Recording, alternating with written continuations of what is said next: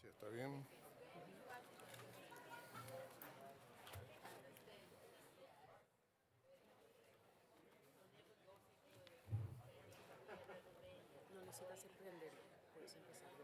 Ah, bueno.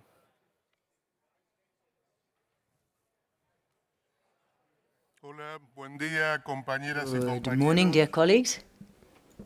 Soy Federico Dávila, I'm Federico vicepresidente de Davila, la Vice USP President Interamérica, of y the seré el presidente Trade de Union esta of the mañana. Americas, and I will be chairing the meeting this Antes de morning. pasar Before al panel, moving on to the panel, me gustaría I would invitar al like to presidente del invite SOC a que nos presente el President of informe SOC to de la present a reunión que report celebraron on the ayer por la meeting that was noche. held last night. Invito I entonces al therefore invite compañero our colleague Kjartan Gatan to Lud come and hacer la take the floor presentación. and to make a presentation of the Standing Orders Committee report. Thank you, Federico. Dear Congress, the Standing Orders Committee has another report to give to you. I hope this is the last time you see me appear during this Congress, but you never know.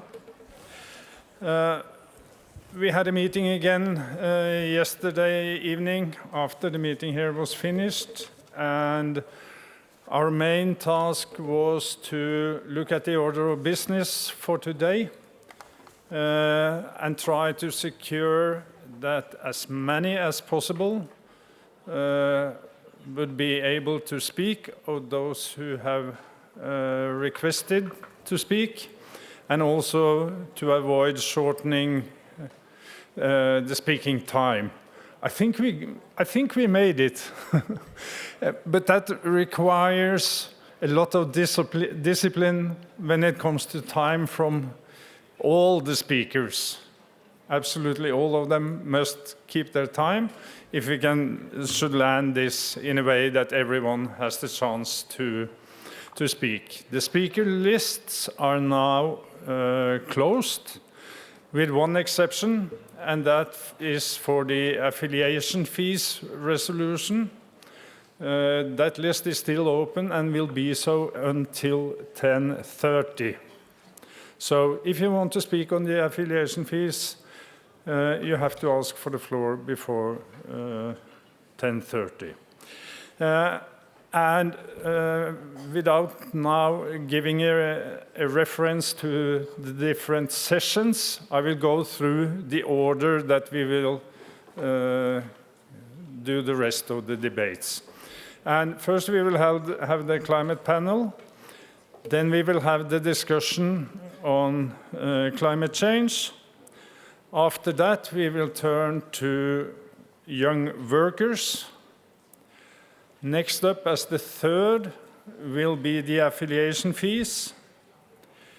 Then we will take on as the fourth subject, trade union rights, and finalize that from yesterday. The fifth will be utilities. And the sixth will be national issues. Then we will turn to Palestine, the outstanding Palestine resolution number 32. And finally, we will discuss the emergency resolutions. And there's also another important message. Lunchtime today will be the same as the other days, 12:30 to 2 o'clock. Not starting at 12, as it says in the program.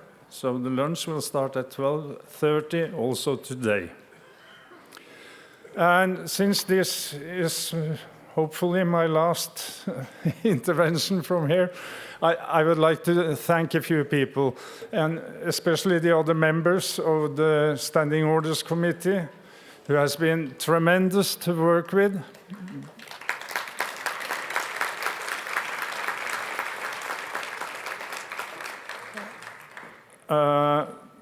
The PSI Secretariat, I mean, I think they all have contributed also to our work, but I'd like to mention especially Susanna and Florence, who has come in at a late stage after we had actually started, and they have been an absolute fantastic group of persons to work with. So,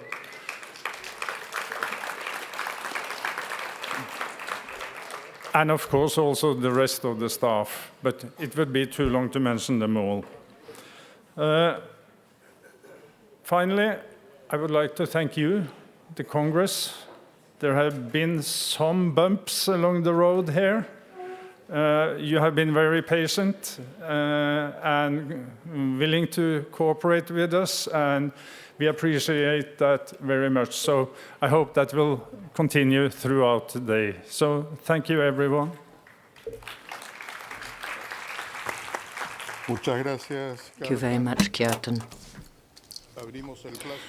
So, as our colleague said, you can put yourself down to speak to Resolution 41 until 10:30. So you can fill in your little form if you wish to speak to that resolution. We will now, well, we all know that yesterday there was more terrible incidents regarding the conflict in Palestine. A hospital was bombed, and patients and workers, health workers died, etc. So even if this is not on our agenda today, I think we should have a minute's silence for all the victims of this conflict, not only of the victims yesterday with the hospital bombing.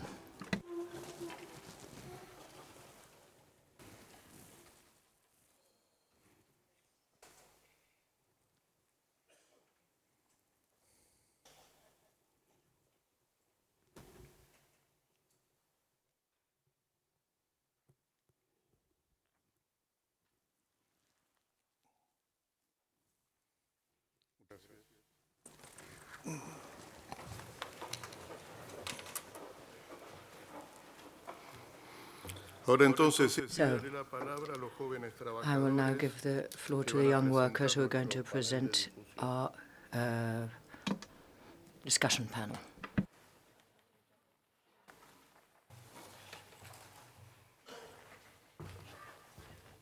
Madison, gracias.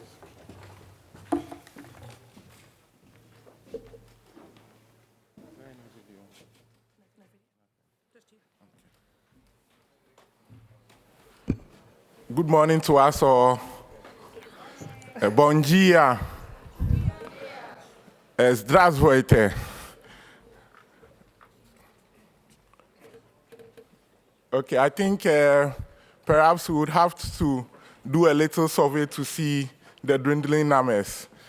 I don't know whether it's the beer or it's the cold which is keeping people late from today. But anyway, today is the last day of Congress. We've made it. Today is graduation day.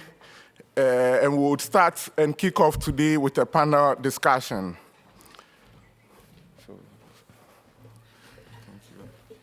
Hello, everyone, and as always, we have a fantastic panel coming up.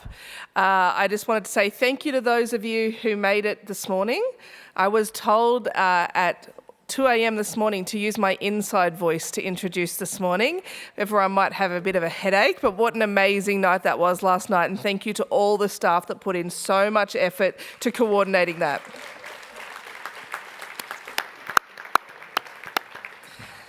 As John said, this is our last time up on stage. Lucky you. So just wanted to give a shout out to Jen, who has coordinated and wrangled John and I to make sure that we know what to say when we get up here every time. So thank you very much. And thank you to all of you. And of course, most for me, thank you to all the young workers who've made this such a vibrant Congress. I'm a young worker too. John is also a young worker. Okay. So we bring you the final panel for the Congress. I think it's our 7th panel discussion. To moderate for us is David Boyce. David is PSI's Deputy General Secretary and coordinates work on water and energy utilities, privatization, and the climate crisis. David joined PSI in 1998 after 11 years with SEAL North America. In 2006, the then UN Secretary General Kofi Annan named him to his advisory board on water and sanitation, where he successfully blocked an attempt to make public-private partnerships the UN policy for the sector. Instead, he proposed the creation of public-public partnership currently housed in UN habitats. David, over to you. Thank you, John. Thank you, Maddie. Welcome. Good morning, everybody. It's an important subject that we're going to deal with. I'm taking an hour's break from the speakers table. It's a pleasure to see you from up here rather than over here. And I will indulge your any apologies I make for the problems with the speakers table. Look, we've got a great panel. Our Vice President, Federico Davila, will speak first. The order on the slide is not correct. Then Shamim will speak, Tiffany will speak, Sean will speak, and Annabella. Por eso, that is why it is my pleasure to, in Portuñol, introduce our Vice President, Federico Davila, who is the Sub-Secretary of International Relations of the UPCN and co-founder of the state trade unions for Latin America and the Caribbean. He's director of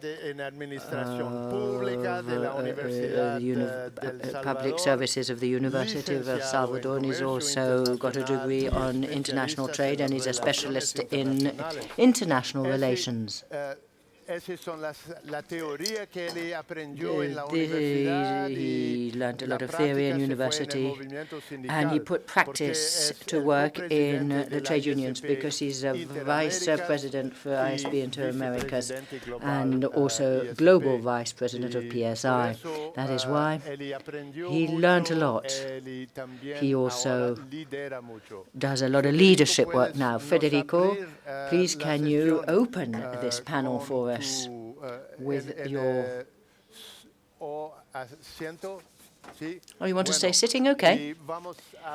We are now going to hear Federico's presentation. You can start. First, I would like to share with you some thoughts that relate on the discussions we have had. We had in an activity that took place for more than a year. It was a project that was run with our colleagues from the Global Union, which since 2018 up until last year, that sort of umbrellaed different activities on the issue of climate and environment. One of these activities that I'm going to refer to more precisely, but as a conclusion of these activities, we held a literary competition with colleagues from all Latin America. There were 9 works that won this literary competition, and we set up a digital book. And more recently, we actually were able to publish this book. In this literary competition, as I said, many ideas were put forward, many discussions took place, there were a lot of questions that came up, not many certainties, but they all agreed that 2 roles of the PSI are in this Congress, that is people over profit on the one hand, and the other one that was also put forward by our Secretary General until today, I think, that is peace over war. And we see this clearly, how these two concepts relate to all the issues that pertain to the environment. For instance, it is quite clear that large corporations, what I would like to call international financial oligarchy, exert a lot of pressure on all the effects relating to climate change and the pressure they bring to bear on the production models, the liberal production models, where the only aim is to maximize profit. And there is also an important issue on the impact of new technologies, which is necessary to be able to solve environment issues. Technology, which is not available, technological transfer, does not arrive at places where it should, especially in the global south. And I think we then have to pay for patents so as to be able to use such technologies. Another of the issues that came out was the issue of war. Wars are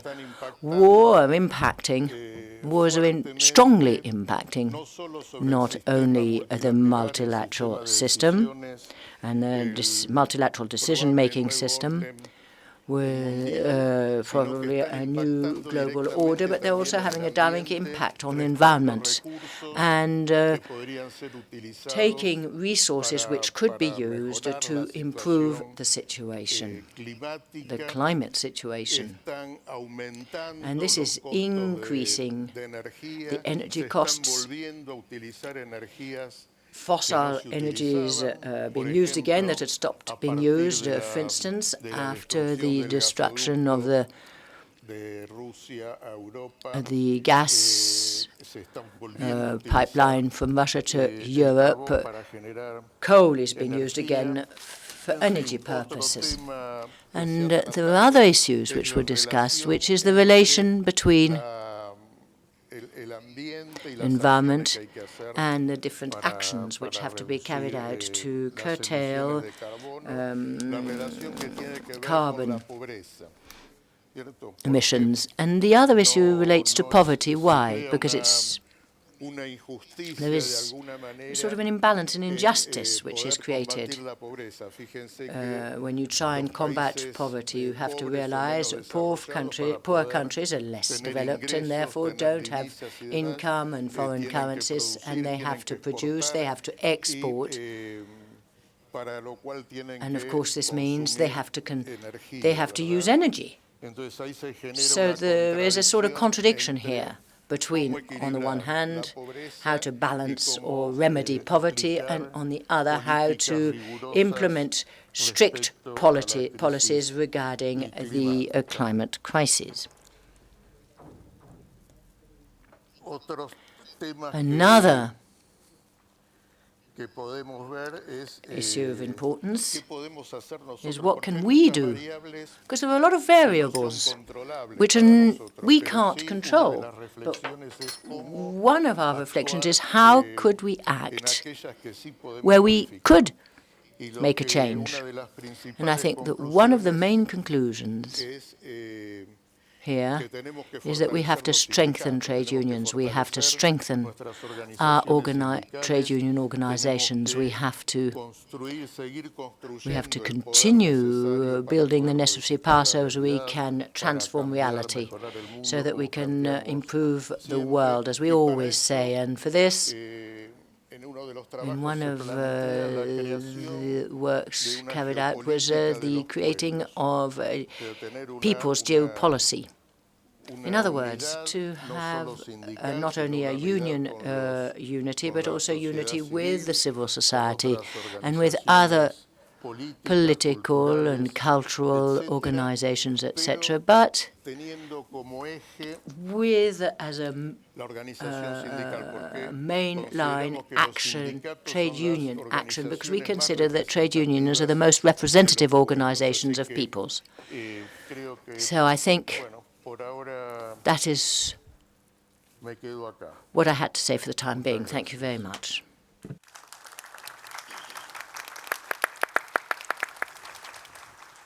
Muchas gracias, Federico. Thank you very much, Federico. I think that we're going to try now and open a space later on for more contributions. Now it's my pleasure to take Jamin to the podium.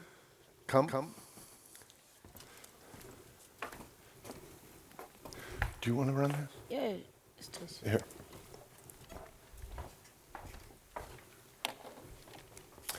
So Jamin Ara is a special guest with us. We had a fair amount of work to do to ensure that she could make it. She's born in Sangar, a small city. Morning, my dear brother and sister.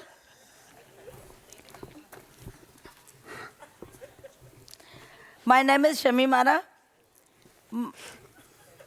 My union name is All Sindh Lady Health Worker Employment Union. All Sindh Lady. हमारी तंजीम, हमारी union all Sindh lady health worker employees union जो PSI की affiliated है,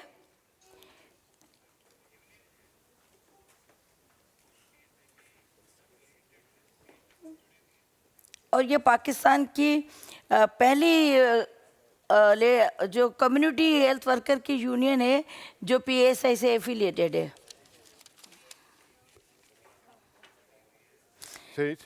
और Sindh lady health worker employee union के अलावा हमारी पंजाब यूनियन भी जो है ना PSI से affiliated. In addition to this, our Punjab Union also is an affiliate of PSI. इसलिए मैं सबसे पहले PSI की Therefore, शुक्रगुजार हूँ I would like to express my thanks to PSI, जिसने 2015 में हमारे मुश्किल which हालात in में 2015, in our difficult conditions, हमारा साथ दिया, cooperated with और us. जिसकी बदौलत आज मैं पाकिस्तान And की कम्युनिटी लेडी हेल्थ वर्कर की नुमाइंदगी कर रही हूँ. thanks to that, one lady from Pakistan is representing that union and the country of Pakistan. Pakistan की कुल आबादी Total population of Pakistan 240 million है. is 240 million. हम और सिर्फ हम Only जो है ना we global and green only gas we की इखराज में जिम्मेदार हैं. are responsible for the green gas emission.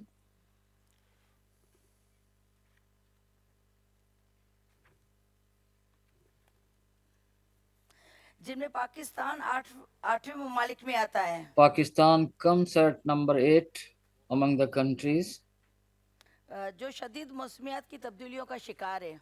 which is the victim of the climate changes. Second next.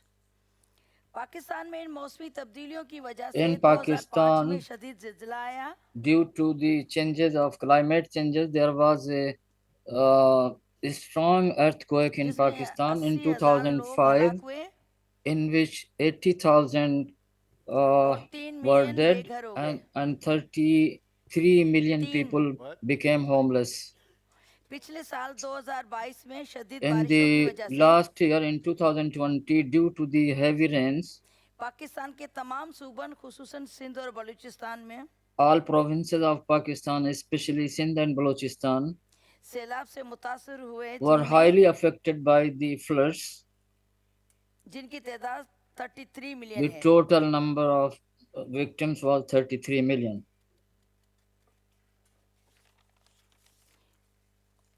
1900 अफराद बशमूल 416 बच्चे 1900, including 400 and 244 women were killed.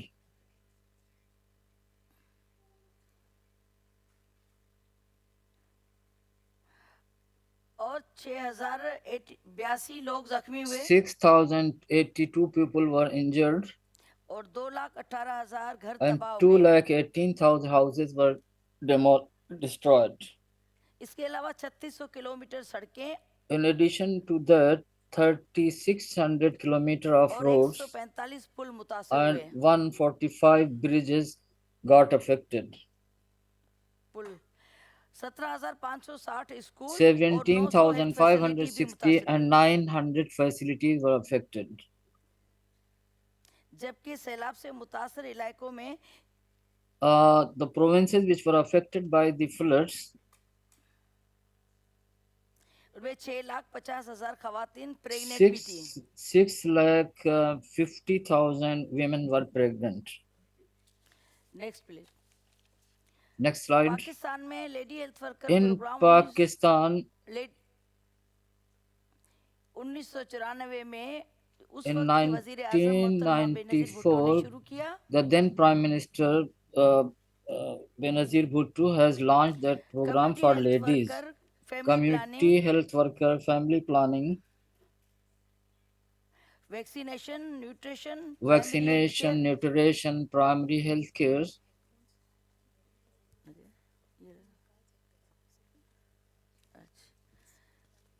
ठीक है. कम्युनिटी की लेडी हेल्थ वर्कर बीमारियों की आगाही देती है. Lady health workers in Pakistan give warning about the disease, and 24,000 lady workers are present nowadays in Pakistan. All members of the union and officials of this union, union की तमाम मेंबरान ओहदेदार all औरतें members and officials of सबसे बड़ी union. Union है This is जिसमें the membership largest, 17,000 biggest है. union. The membership हमने पहले is मुल्क की सतह पर 17,000. यूनियन की तश्कील दी और तमाम लेडी हेल्थ We वर्कर को मुनज़्ज़म किया constituted the और union and मुतहरिक किया. organized all the इसलिए women's. कि तमाम Therefore, लेडी हेल्थ वर्कर गैर all the मुस्तकिल थी, ladies उनकी health तनख्वाहें worker बहुत were कम थी regular, और 6 माह but के their बाद मिलती salaries थी was very और less, किसी भी किस्म की कोई कानूनी हकूक हासिल नहीं and थे. there was no legal हम rights for यूनियन ने them. जदोजहद की और मुल्क The की सतह union, पर अपने after एक much नुकाती एजेंडा efforts and एजेंडूस की मुस्तकिली के लिए एक तहरीक चलाई जिसमें हमने started a प्रोटेस्ट किया. movement in हमने which chief we minister house के protested सामने धरना दिया और and मुजाहरे किए जिसमें हमें protested पुलिस की बर्बरियत का सामना करना पड़ा, and we जिसमें हम organized पर लाठीचार्ज demonstrations चार्ज हुए, against the आंसू गैस brutalities फेंकी of गई police, और हमें police जो and है ना जख्मी and किया गया. tear gas and all sort of फिर activities हमने from the supreme court of police. Pakistan में Then पिटीशन दाखिल we की. approached Supreme हमारी Court of जदोजहद के नतीजे Pakistan. में जुलाई As 2012 the में हमें result of मुस्तकिल our कर दिया efforts गया. in मुस्तकिल 2012, करने के अहकाम we जारी किए गए. became regular. We got the order of 2008 में 18वीं regularization. In तरमीम के बाद 2008, तमाम सूबों there को was इंतजामी 18th और माली amendment, मुख्तियारी हासिल हुई, and लेकिन all उसके बाद भी the हमारे जो provinces मसाइल got थे the वो हल नहीं हुए. independence. Even then, 2015 में our PSI ने issues हमारे were not मसाइल हल करने में resolved. हमारी मदद In की, इसलिए मैं 2015, उसकी बहुत PSI बड़ी has शुक्रगुजार helped हूँ us in कि resolving PSI ने our इतने problems. This is why मुश्किल we वक्त में हमारी express जो our है ना gratitude, मदद करने के बारे because में they उन्होंने stood हमारी जो है ना besides हमारे साथ us जो है ना मदद की हमारी. और and they हमने helped us a lot. सूबाई सतह पर आल्सन And lady we health at worker the employment provincial union and level, Punjab union की PSI at की level at रहनुमाई में Punjab हमने Union labour and department under से the अपनी leadership यूनियन of रजिस्टर करवाई. PSI, we got Pakistan registered की our पहली लेडी union. हेल्थ वर्कर की ये यूनियन तंजीम The है first जो union of the PSI की मदद से Pakistani women, हमने which Tanzeem with the help of जिसकी वजह से हमने PSI, we अपनी got तंजीम साजी को जो है ना registered मजबूत our किया. organization and strengthened our मेंबरान की उसके बाद organization. हमने मेंबरान की तरबियत की Thereafter, और we उनके trained तमाम our members हुकूक से आगाह किया. and health we warned department के them and bureaucrat, we parliament educated them और about पॉलिटिकल their लॉबी से हमने rights. लॉबिंग की जिसके We नतीजे में lobbied with the हमारी तनख्वाहों में इजाफा हुआ, parliamentarians.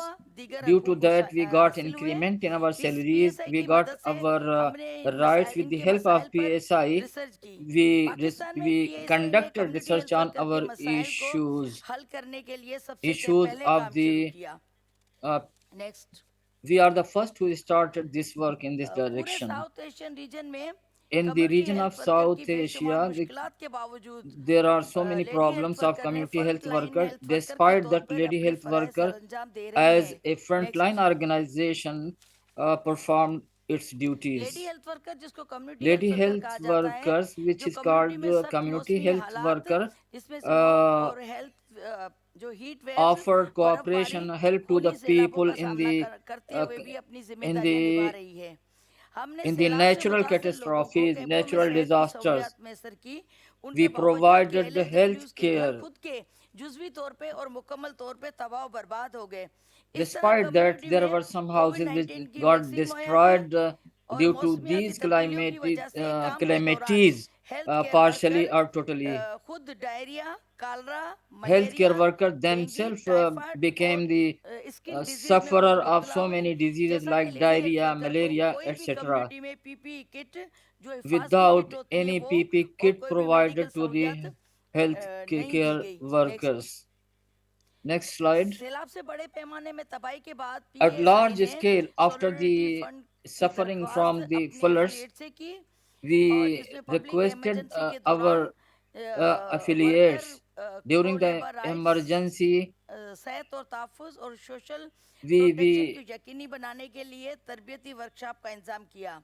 we मौसमी organize खतरात, workshops climate crisis, to flood educate our and flood के workers about all वर्कर पर these सेहत के diseases and खतरात से about all these निपटने के लिए calamities. राउंड टेबल वर्कशॉप का इंतजाम किया गया। We conducted public sector worker roundtable को workshop मुस्तकिल किए to तब्दीली face, to मुस्तकिल की confront जो all मौसमी these तब्दीली की वजह से situations. आने वाले जो खतरात Due हैं to उनसे climate निपटने की changes, तैयारी के we लिए also we prepared them national level पर वर्कशॉप to का confront them. इंतजाम किया। We organized next. workshops to give them training to confront all these problems and all these issues. मेंबरान की तरबियत की, उनके Regarding हुकूक को the आगाही दी training और of lady health worker members, ने we जो है ना educated them about जितने their भी rights. उनके जो लेडी हेल्थ वर्कर जो है कम्युनिटी में सख्त मौसमी हालात में जो है ना अपने इलाके में काम Lady करती रही health और workers जो है ना हमेशा ही करती continued their रहेगी। work पीएसआई की despite the मदद से जो difficult है ना situations हम in their लोगों को regions. ये सहूलत With the milli help of कि हम PSI, we जितनी भी got the हमारी help मुश्किलातें थी वो in the हमें जो है term ना of हल करने में उन्होंने मदद की। Slide resolving next. our problems. एलएसडब्ल्यूज के मुतालिक हम चाहते हैं कि कोई भी पॉलिसी LSW, बनाते वक्त lady there health should worker की be जो a शमूलियत है उसको यकीनी policy बनाया with जाए the और को inclusion labour of the rights lady को health अमल workers, दरामद करके यकीनी बनाया जाए। and इमरजेंसी के दौरान lady health worker it community should के be implemented to विजिट करती है, ensure लिहाजा उन्हें हिरास की और they दूसरे should खतरात be से तहफ़्फ़ुज़ को saved यकीनी from बनाया है harassment, और and they should be इसके provided अलावा जो protection from harassment, from coercion, lady health वर्करों को etc. कम्युनिटी के दौरान And जो lady health सेहत की workers सहूलियात during their मुहैया work नहीं in है, the community इतने should get इन health हालात में जो काम कर रही है facilities. उसको So PP still they kit are फराम working की in this जाए। Health situation, so they should professional get allowance all जो the है ना वो facilities उसका to जो continue 20% their मिल work. रहा है उसको 100% किया जाए Uh, और फसल फ्यूल they के should get their इस्तेमाल को कम allowance किया जाए। increased from इसके अलावा मैं 20% to एक बार फिर सिस्टर 100%. रोसा और पीएसआई की शुक्रगुजार हूँ Once जिन्होंने again, हमारा इतने I मुश्किल वक्त में express हमारा my साथ दिया thanks and और उस gratitude to साथ की वजह PSI से for आज their हमने cooperation, for काफ़ी their सारे help. अपने They मसाइल हल stood by किए, us, and बहुत सारे हमारे due मसाइल हल to हो that, चुके हैं we got और इंशाल्लाह resolved पीएसआई so का many हमारे साथ issues साथ of रहेगा our तो हमारे union. जो भी And मसाइल हैं I hope वो that हल their होते help will रहेंगे continue क्योंकि with us. मसाइल तो हल And होने के नहीं with है, this, जितने we भी shall मसाइल हल हो मसाइल तो resolve बढ़ते ही our जाते हैं issues. मगर Issues इन are लोगों का increasing day पीएसआई by का day. हमारे साथ रहा तो But if इंशाल्लाह हमारे जो और भी PSI मसाइल हैं continue वो their इंशाल्लाह हमारे support to हल us, हो जाएंगे। if God willing, our all issues will get resolved. Thank you. Thank you, Shamin. I mean, it's clear that the community health workers is a very important group of workers, but they are completely undervalued. And so the fact that she can build and work on her union and include the issue of climate, as we all saw the disaster of the flood in Pakistan was massive, massive. And the stories of survival, it's hard to get the good sense here, especially through interpretation. So I would suggest that people look at all the information we're doing on community health workers. Tiffany, it's up to you. I don't have a slide, but if you want to go to the podium, or will you stay there? So Tiffany Powell-Williams is General Secretary of the Jamaica Civil Service Association. She was the Young Worker Rep for Inter-Americas on the PSI Executive Board and continues to coach and mentor young workers across the Caribbean and the wider Americas. Tiffany co-chairs the PSI Caribbean Emergencies, Disasters, and Climate Crisis Steering Group and is active in the Caribbean Trade Union Forum on the fight for climate justice. Tiffany, over to you. Thank you, Brother David. Greetings, brothers and sisters. I am humbled to be invited to be a part of this panel. And I just want I want to be able to inspire you and to share the experiences of us in the Caribbean, as well as my colleagues from the Pacific Islands. The World Health Organization defines climate change as the largest threat to humanity.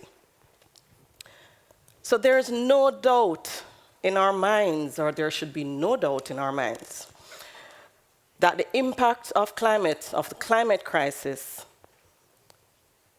the impact it has on our lives, on our livelihood, on the work that we do. In reality, for us living in small island developing states, particularly because of our geographic location, which makes us more vulnerable to disasters and environmental degradation, the global climate crisis also exacerbates these vulnerabilities. For my colleagues in the Pacific Islands, their experiences are wide-ranging, and so us in the Caribbean. We experience severe floods, droughts, hurricanes, cyclones, earthquakes, tsunami, volcanic eruptions, and I could go on and on. Scientifically, though, these occurrences are termed as natural disasters, but there is nothing natural about the occurrences. We have seen where climate change has created displacement, migration, and we ask ourselves as trade unionists, how can this not be a problem? This is a major threat to humanity. So one would ask the question, why are we having this discussion? But we cannot continue on the thread that we are excluding discussions on climate crisis because it impacts workers. And so, this morning I want to provide and provoke some thoughts and to take you on a journey with me that you can have a deeper understanding of some of the challenges that we have been experiencing as workers within small island developing states, and to see how we can prevail in times of crisis. Now, this is where our journey begins as trade unionists. We all can agree that public service workers are the frontline responders in this climate crisis. They know firsthand the urgent need for action to save lives and livelihood and to work towards reducing global warming. When a firefighter is called to duty, the team goes out in extreme hazardous conditions to extinguish a fire. They never know what lies ahead. The crisis, though, has brought increased bushfires, especially for us in our small island states. And this basically creates a challenge because they are unaware of what is out there. During the COVID pandemic, we saw where the crisis entered or intersected on many levels. We saw the impact on health, thank you, my sister, and care, whereby workers worked tirelessly with little or no resources to provide the best care for those who needed it. Some workers even died while providing these services. In our small island developing states, we had a massive number of healthcare workers who died during the line of duty. Social services were impacted, education, water and sanitation, agriculture, these all felt the impact of the pandemic, and some are still recovering.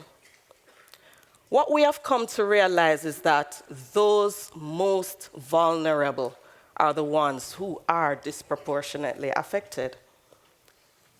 So climate change is now the most pressing threat to peaceful, prosperous future for humanity. One of the key points I want you to note this morning is that workers providing public services are overworked, undervalued, and oftentimes underpaid. And in most instances, many had to leave their families or loved ones for weeks or even months being on the front line. How is this not a problem, brothers and sisters? Let me now continue with you on this journey, and let us look on the linkages: climate, workers, and unions. So I want to share with you some experiences with us in the Caribbean and Pacific Islands. Our brothers and sisters in Tonga, Fiji, Tuvalu, Antigua and Barbuda, Jamaica, Barbados, to name a few. We're all small island developing states, and we're faced with the multiplicity of crises, from rising sea levels to rising costs of fuel. There is now a campaign being supported by Fiji affiliates towards support for a fossil fuel non-proliferation treaty, and I encourage us all to support. Recovery efforts demand resources, and this requires major funding. We have to be able to connect and to see the linkages on tax, public-private partnership or public-public partnership, the gender dimension, health and care, and I could go on and on, but the climate crisis intersects at all levels. When we speak of the risks associated and what workers are faced with in terms of the challenges they do in their work, we look at risk associated with extreme heat exposure due to prolonged work in heat environment. We look at exposure to air pollution. We look at work in extreme weather conditions. And of course, we can't forget the biological risks associated with the pollution. Have we given thought to public emergency workers who are constantly on the front line? Those precariousness that are associated with the jobs that they do. Again, let me remind us, they are underpaid, overworked, and undervalued.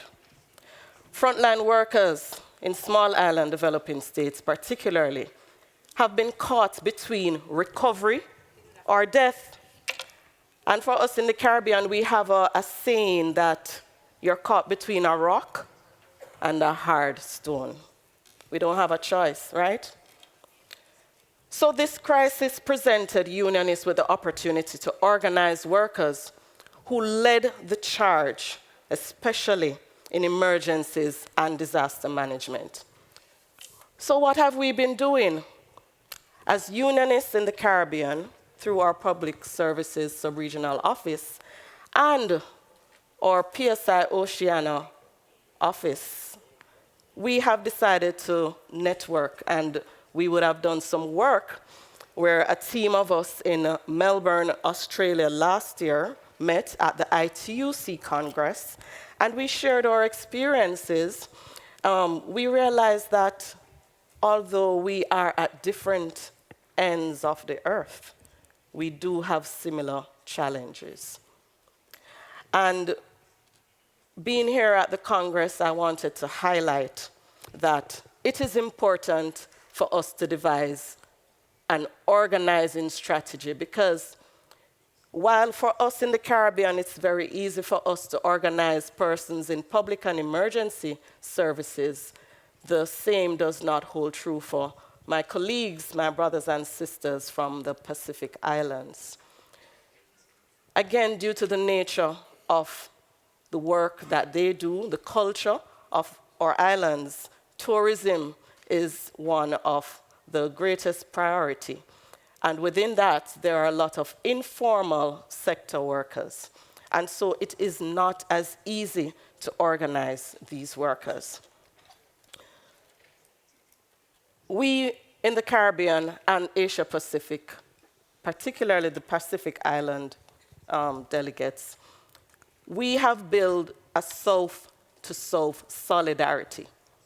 And we continue to work to network towards organizing, educating, and training, and to ensure that when we do our campaign to get government to move towards low emission and renewable energy, to understand that planet and people are of greatest importance, not profit.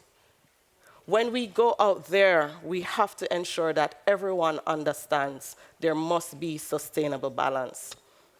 So just to reemphasize, we will always seek to educate for action. We will continue to organize to get more workers involved and understand why there is a link between workers and climate and unions. And of course, it's about building a future for people, not just profit. It's about the planet and the people. People over profit in times of multiple crises. Solidarity always.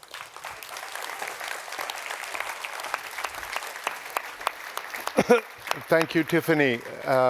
In the Caribbean, the unions have exercised their strength and are very much connected in with the public services and with the government decision-making bodies over climate. Now I'm going to pass the control unit to Sean. I forgot to mention at the start that your app, again, still works for questions you can drop, but given that we're under time pressure today, we may not have time to take them, but please put them in, questions and suggestions, because it'll help inform our work. Sean is the Director of International Program on Labor, Climate and Environment at the School of Labor and Urban Studies, City University of New York. He coordinates Trade Unions for Energy Democracy, a global network of 92 unions from 26 countries. And together, we advocate for a public pathway approach to energy transition, climate protection, and combating energy policy. So TUED works with both unions and allies to defend and extend public ownership of energy. Sean, the floor is yours. Thank you, David. And he does have a slide. There they are. Thank you. Thank you, David. First up, and comrades. First of all, I want to acknowledge the wonderful partnership we've had with PSI now for many years on the question of public ownership of energy as a climate solution. So other speakers have eloquently and powerfully spoke about the impacts of climate change on workers at all levels and all countries. I want to try to pivot a little bit towards, in the few minutes I have, towards the solutions and particularly the public pathway approach. I'm going to start with I think it's useful to get a quick assessment of where things stand in terms of energy in particular. Energy is crucial. If we can't control energy use and control at all levels, then we will not be able to stabilize the climate. It's as simple as that. Energy, fossil fuel use is key. So how are we doing so far as a civilization? Not very good. So you can see on this first slide, for example, and I'm sorry the labels are in English, but the top three bands there, the narrow bands, refer to renewables. The top one is renewables. Hydroelectricity is obviously hydroelectric power. That's been around for many decades and is not growing very fast. And the other is nuclear energy, which has been around about the same now for 20 or 30 years.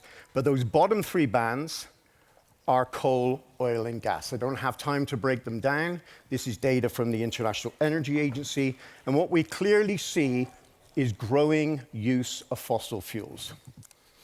To illustrate it a little bit in a different way, you can see those bottom bands there are wind and solar. You can see they barely register in terms of total energy consumption. This is where we need to go in terms of emissions. According to the scientific consensus, which is contested, of course, there is a need for a completely dramatic turnaround in terms of emissions reductions. It's been going up, it needs to go down.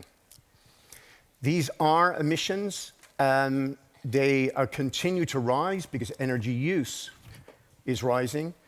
With the expansion of trade and growth and all the rest of it, consumption, energy use grows, and therefore so does carbon dioxide emissions. So this is the reality which I think should shape our discussion. What it points to are several conclusions that I only can really touch on in the interest of time. One is we are not talking about an energy transition. We are talking about an energy expansion with all forms of energy growing alongside each other. Now, that's a problem when it comes to politics, because we've been talking in the trade union movement now for 20 years about a just transition. In other words, our job as a movement is to get a seat at the table, engage in some nice social dialogue, and then we will work it out with the employers and governments in terms of how we handle this crisis of climate change. No worker should be left behind. And this is not being disrespectful to anybody in the trade union movement who is working on just transition. We do need a just transition. But comrades, what we don't have at the moment is a transition. So just or unjust needs to be spelled out. We are not moving in the right direction. Now, what do we do about it? Well, first thing we can say about these trends is it points to probably the biggest policy disaster in human history, and that is not an exaggeration. The belief was, around about 1990, when the climate change became recognized as a global crisis, the belief was that the market would solve the problem. And I don't need to elaborate to this audience why that is false.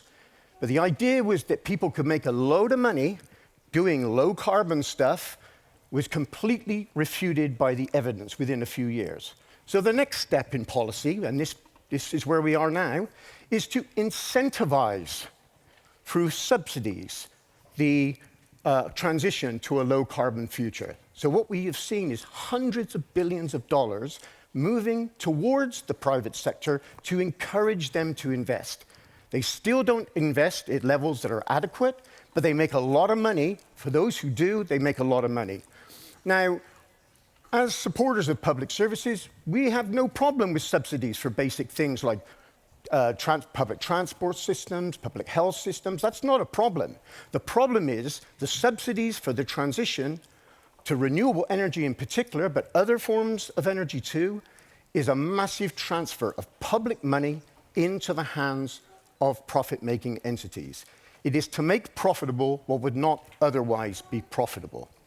So we need to move into the next stage of policy, and this is where we have to address the whole question of the future is public debate. That PSI has shown such great leadership in pioneering across the trade union movement. The future is public, but we also need to understand that there is a need to separate out the energy economy and the energy transition from some of the other struggles we are having around public services. It's very important, and we heard a few days ago a very excellent panel on how some public services are being taken back in-source, are being taken back into public control. But the question of energy is a different ballgame altogether. The power sector, electricity, is the most important. If we're looking at climate solutions, we need to control and own and manage the power sector. There is no shortcut around this issue. We need to control it. We need to have a planned phase down of fossil fuel use and a planned upscaling of low carbon energy. So in the couple of minutes I have, and I probably do have just 1 or 2 more minutes, the proposal we've been putting forward through the trade union program for a public low-carbon energy future in partnership with PSI, FNME, the French Energy and Mining Division, and other unions around the world, we're developing a major policy statement which will be hopefully released by the end of the year or early in 2024. It's taken 2 years to actually get this together because we feel we cannot have a superficial understanding of this problem. We need to know what are the potential technologies that need to be deployed and what are the social changes that need to happen in order to make this public pathway approach to the transition real. In our view, in the Trade Unions for Energy Democracy Network, which is over 100 unions now, and many unions in this room are part of that network, we need what has been called a comprehensive reclaiming of the power sector in particular. If everything across the economy is going to be electrified in the coming decades, that has to be public, it has to be planned. And it's not an easy task. There are many technical challenges that need to be confronted in terms of the energy transition, which means planning is going to be essential and profit needs to be taken out of the equation. So I'll conclude by saying that this public pathway approach, I believe, however ambitious it might be, it addresses the causes of climate change. It offers plausible solutions for trade unions to rally around in terms of our advocacy work. And it gets away from this notion that the transition is inevitable and all we need to do is largely position ourselves to make a few things happen in favor of workers. We need to be far more radical than that, comrades. We are facing a planetary emergency. We need the kind of response that is commensurate to the challenge we face. And I'm looking forward in the coming years to continue the work with unions, with PSI, and other labor bodies around the world in promoting the public pathway alternative. So I'll stop there. Thank you.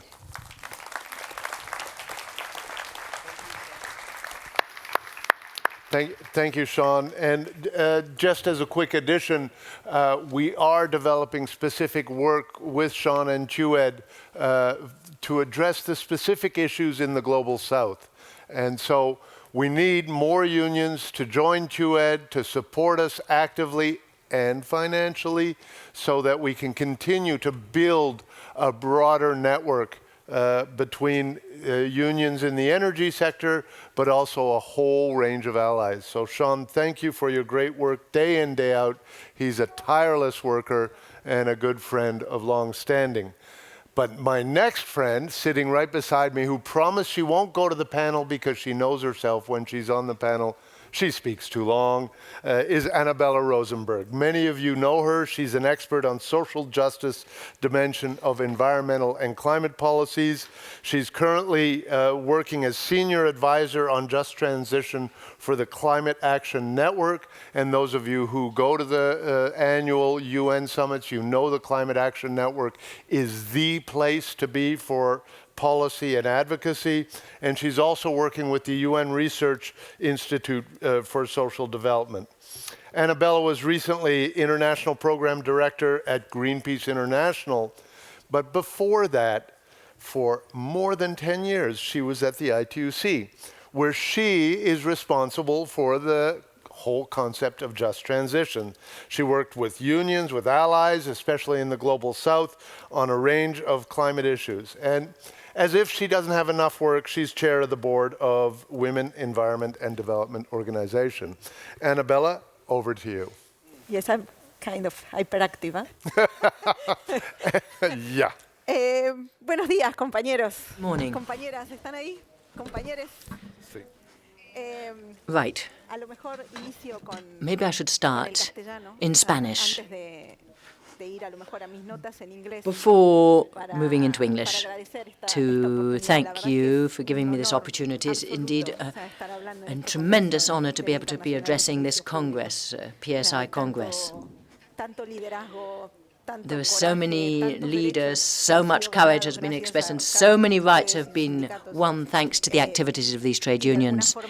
And my political education in the trade union movement comes from what I learned from the Public Service International and from the struggle over the years to fight against privatization, against market approaches, and for the struggle so that the common good prevails.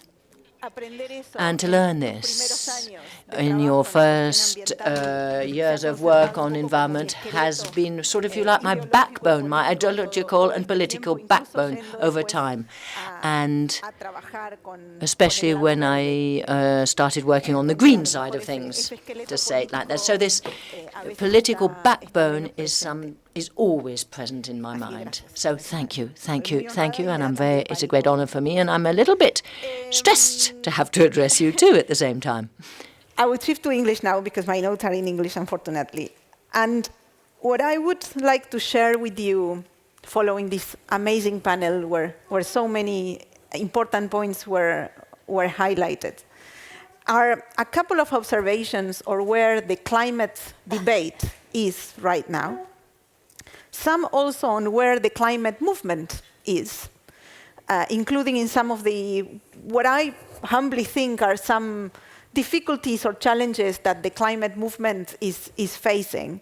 And then wrap with a couple of thoughts as well on the title, on the topic of this panel about climate workers and unions, knowing that unions really don't like being told what to do by people that are not in the union movement. So I will not do that, despite feeling that you are my family and I very much belong to you.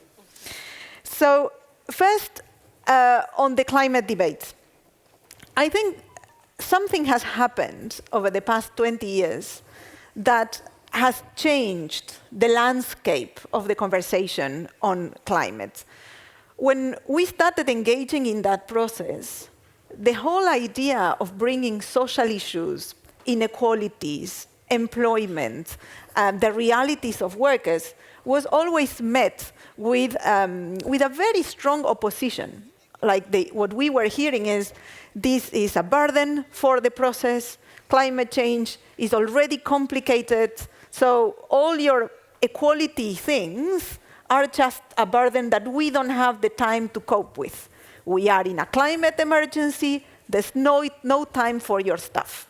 I think reality has not only proven them wrong, but has actually exploded in the face of those that were working on climate. So much the opposition for a neoliberal approach to the climate challenge has been matched with an outburst from social movements. And well, we can think about Yellow Vest is the iconic example, but we are also seeing this in many movements around the world.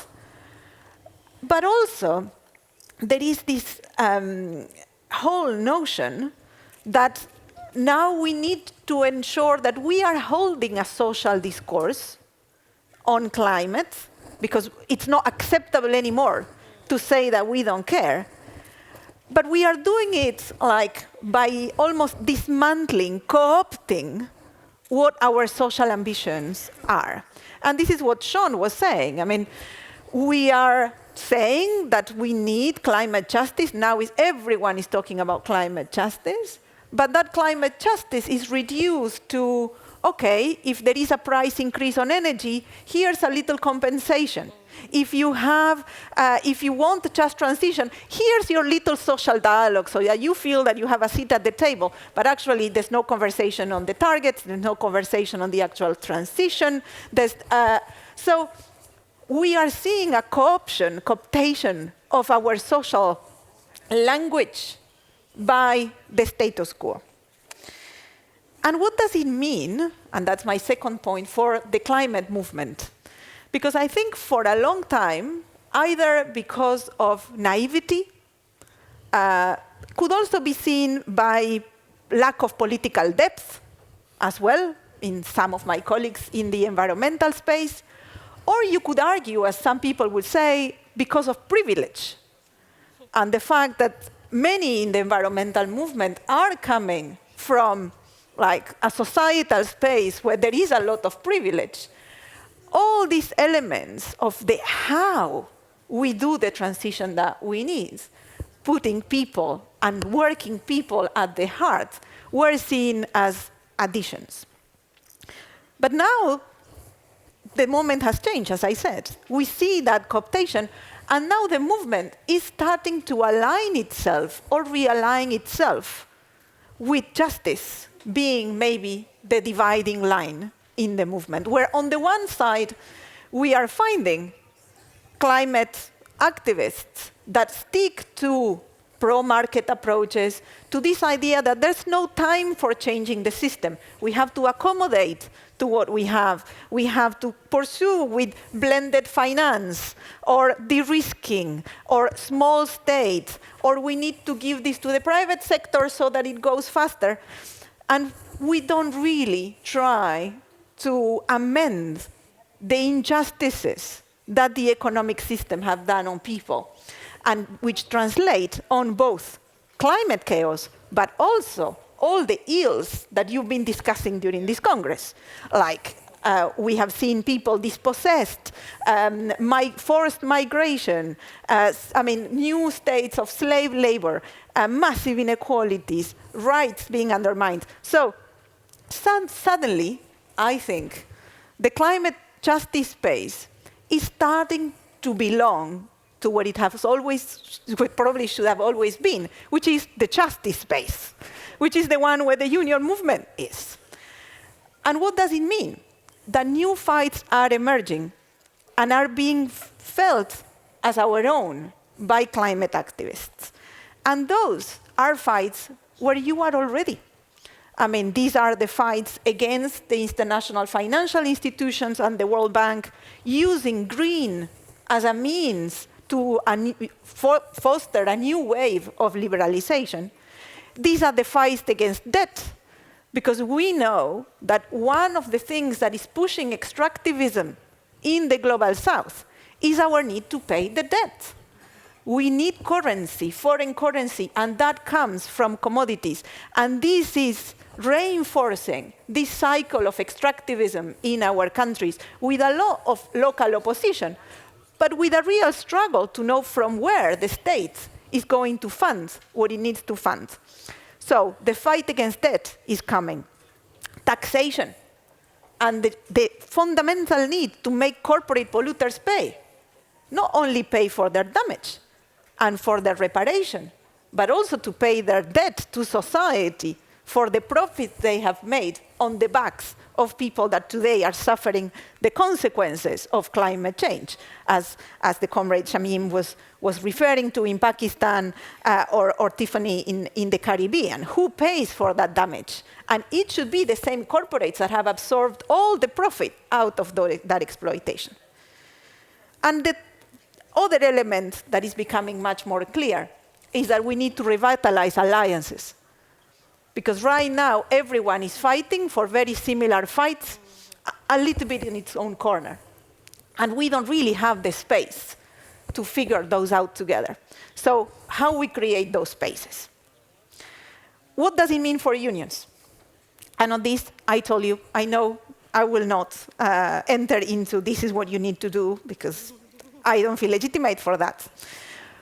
But what I would say is that you have knowledge to share, a lot of knowledge to share, and the movement would benefit so much from what you all know.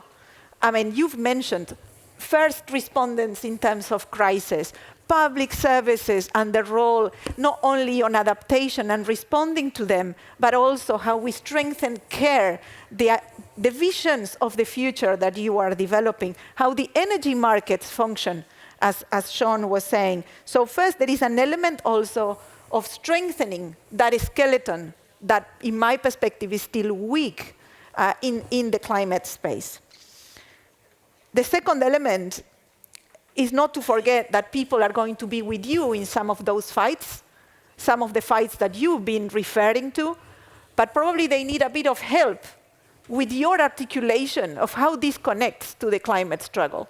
Because not everyone is seeing these connections automatically, like what we were hearing from health workers, what we were hearing on migration that you discussed here in the Congress. People are not making those connections. So we need probably a bit of help from the unions in making that more explicit. And you will find lots of people supporting your struggles there. And the last point is really standing with the most vulnerable. And in particular from public service unions. I mean, this is so fundamental. And what does it mean to stand with the most vulnerable in the climate conversation? Well, it means standing against extractivism. I mean, and references were made to the Fossil Fuel Non-Proliferation Treaty, but any stand against extractivism that is done for profit and against peoples needs your support. And yes, and probably your own thinking about how we make a real just transition. I will end saying that you will find many, many people in that fight because we really need you. And you will find people like me, absolutely, that still believe that the union movement is the heart of the working class. And this fight on the climate crisis will never be won without working people. So we absolutely need you here. Thank you. Thank you, Annabella. Thank you so much. And I am glad I put you as the wrap-up cleanup speaker because you've said so many things that are helping us connect. And I think that the key point that I'm going to close this panel on, because it could go on easily for another hour, and we had a climate lunch organized by Vision and Unison where you had lots of people. But I think the key point I draw on this is the connections that PSI makes, whether it's on tax, whether it's on trade, on migration, on gender, and I could go on with the issues that we are trying to connect into the daily work of unions. It is something essential. We must continue to make these political connections to strengthen our democratic institutions, because I think it's the weakening of our democratic institutions from local, regional, national, and global that is a big, big reason where we are, for where we are on the climate crisis. So my closing words, again, are to thank my panels, of course, the interpreters who keep working in the tech, but to thank you for the work you're doing, to thank you for the work you will do over the coming years. And on that, I will hand back to the President's table. Thank you.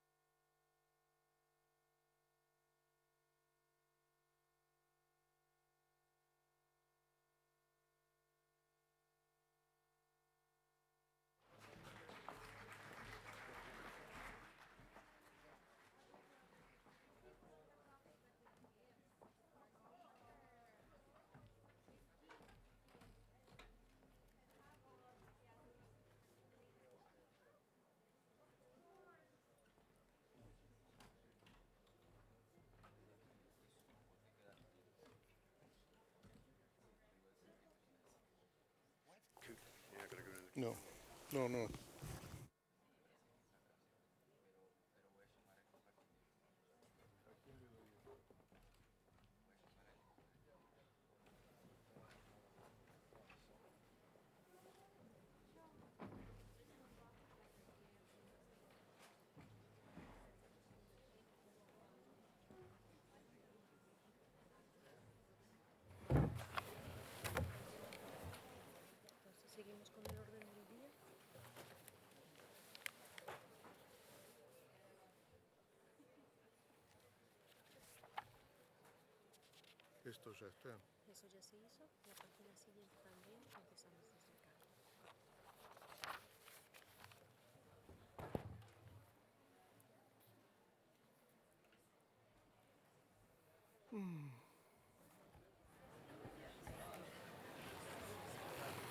Bueno, vamos a We are continuar going to continue entonces con el trabajo del día. with our agenda. En esta sesión vamos a tener During this bastante session, trabajo. we're going to have Vamos a quite a lot of terminar los work. We're going to asuntos de la agenda de complete ayer. what we hadn't finished tratarlos doing de yesterday, también los de and we're hoy, also going to obviamente. deal Vamos a with the tratar matters we have to deal with today. So now, what we're going to do la sección 42, is to go on to Programa de section Acción 4.2 of the Crisis POA, that is climate crisis. También debatiremos We will also be discussing, la sección 4.2, crisis climática, la as I enmienda said, section 39, 4.2 of climate crisis la with Amendment resolución 39, Resolution 17 y la 17, enmienda 68, and with its la sección Amendment 3.3, 68 and jóvenes trabajadores, young workers, enmienda Section 25, 3.2, Amendment la 25, resolución Resolution 41 41 del EB, of the la sección Executive Board, 5, Section derechos 5, sindicales y laborales, Trade Union and work resoluciones rights, 18, Resolution 18, enmiendas 71 Amendment y 71 and 72, 72, and Resolution 21, 22, 23, 24, and Amendment 75, y las resoluciones and 36 y Resolution 36 and 37. 37. Luego la And sección then we'll move on to 7.4, section servicios 7.4, public públicos, services, y la enmienda and 57, amendments y por último 57, la and finally resolución 30 y resolution la enmienda 30 with 79. amendment A 79. continuación entonces So, le pido with no more ado, I'm going to a ask Metnor, Metnor, presidenta de Chair of FSESP, que presente la sección 4.2 del programa de acción EPSU to crisis present climática.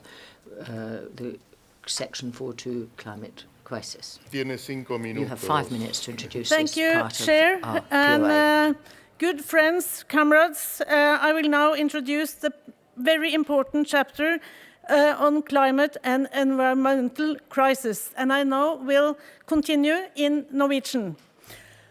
Thank you so much to the panel.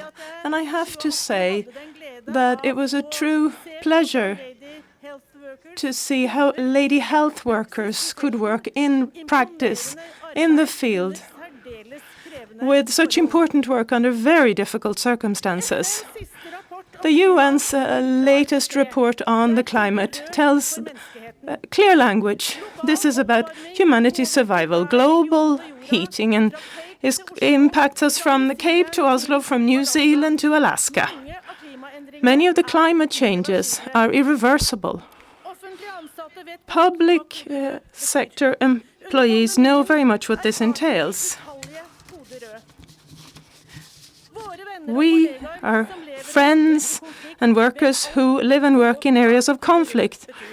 They know that there are threats, and we need to all contribute. The climate and environmental crisis is about the very existence of the globe. This is red alert. We all know what this means. The climate crisis is here to stay, and over the past few years, many of us have experienced extreme weather and extreme events in our environment, and it impacts our members' everyday lives and their working life. We need people to evacuate, to assist people, etc. A drier, hotter climate with drought and climate disasters is devastating the situation. There's a lack of drinking water, and people are having to flee and leave their homes. Our members are in the front line dealing with this under extremely difficult circumstances. In such crisis situations, when decisions have to be made on the fly, we need working environment provisions, health and safety provisions, but it can be very difficult. Public employees need to try and work to improve working conditions and health and safety for workers wherever possible. More heat waves requires better protection for our members who work outdoors. Everything is necessary. More brakes, proper protective equipment, and other protective equipment. We need to ensure that we do more to protect our health workers as well. Public services in public employment is a prerequisite, in fact, to have the necessary preparedness and be able to coordinate. We want to work for our members locally in individual workplaces, but also in our sectors, nationally, internationally, because the climate crisis is global, and so trade unions need to have a global perspective.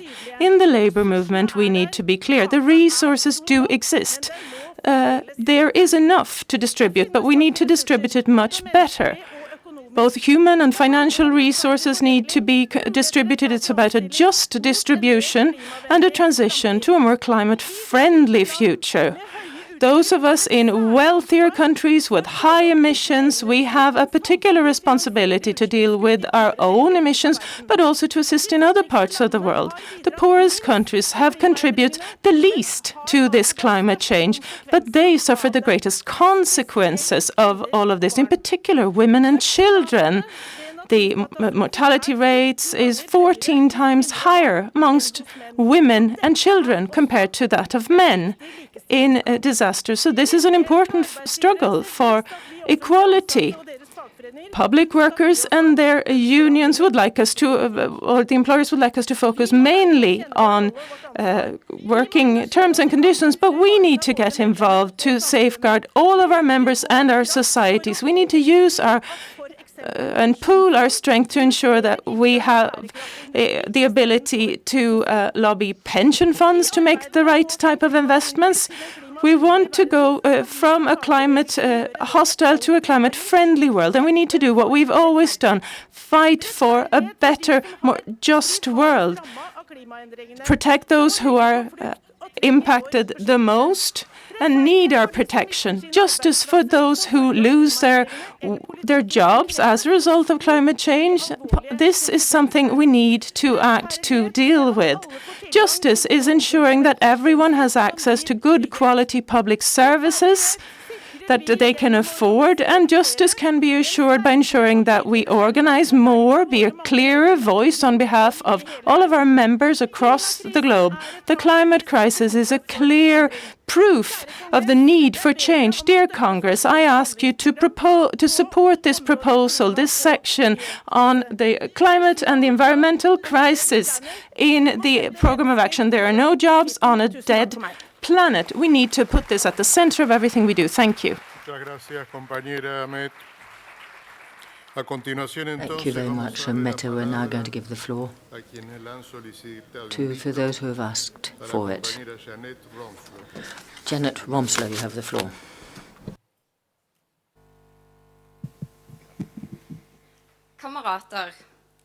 Comrades, when we talk about the upcoming climate crisis, the climate is not way into the future. The crisis is here and now. We've seen the consequences already of climate change only this year across the globe. And our members are in the front line when the crisis hits us. Rescue and emergency service workers, health workers, all those who have to go out and rescue people after natural disasters and in extreme events.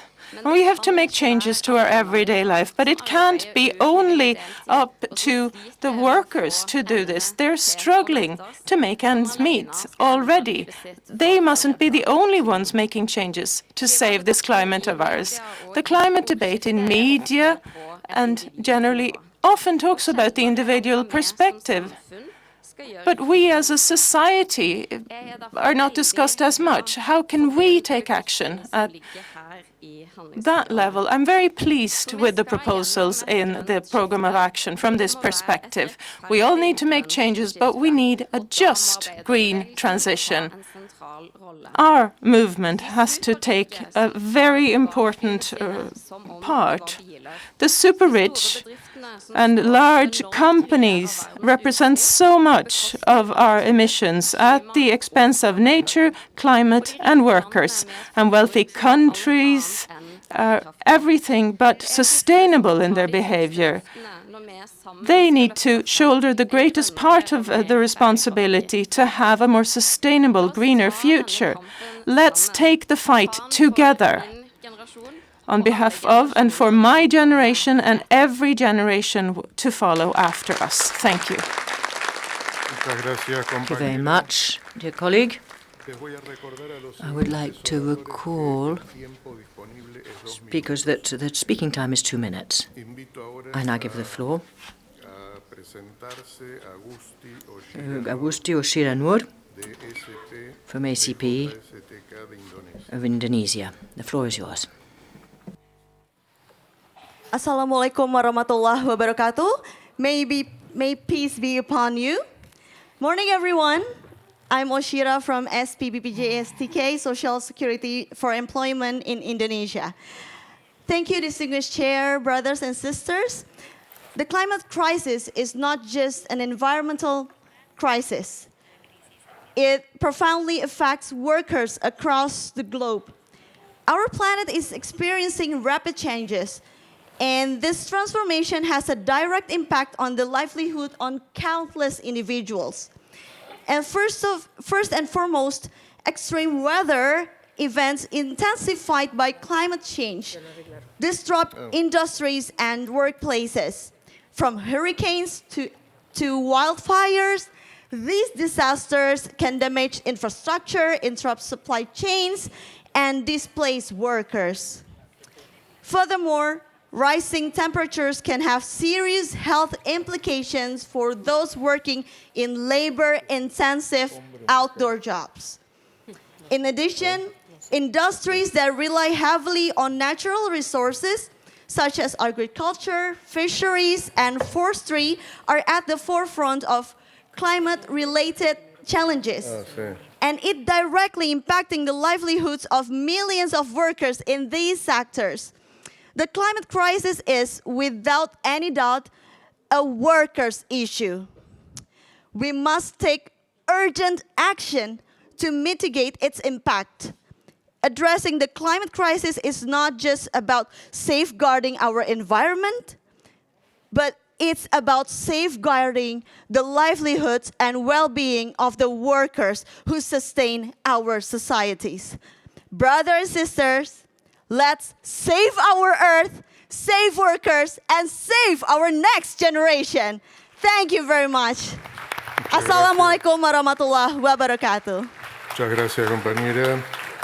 A continuación, entonces, tiene el uso de la palabra el compañero Håkan Ekström. Hyvää aamupäivää kaikille. Olen Håkan Ekström, julkisten ja hyvinvointia liitosta. Good morning. My name is Håkan Ekström. I come from Finland. Distinguished chair and delegates. The action program puts the climate and environmental crisis at the heart of the PSI's activities. This is necessary, but it requires that we understand and accept the responsibility that this policy imposes on us. When we demand more ambitious climate actions from governments and companies and employers, we are also demanding more large-scale changes in our societies and workplaces. As trade unions, we must be ready to promote this change.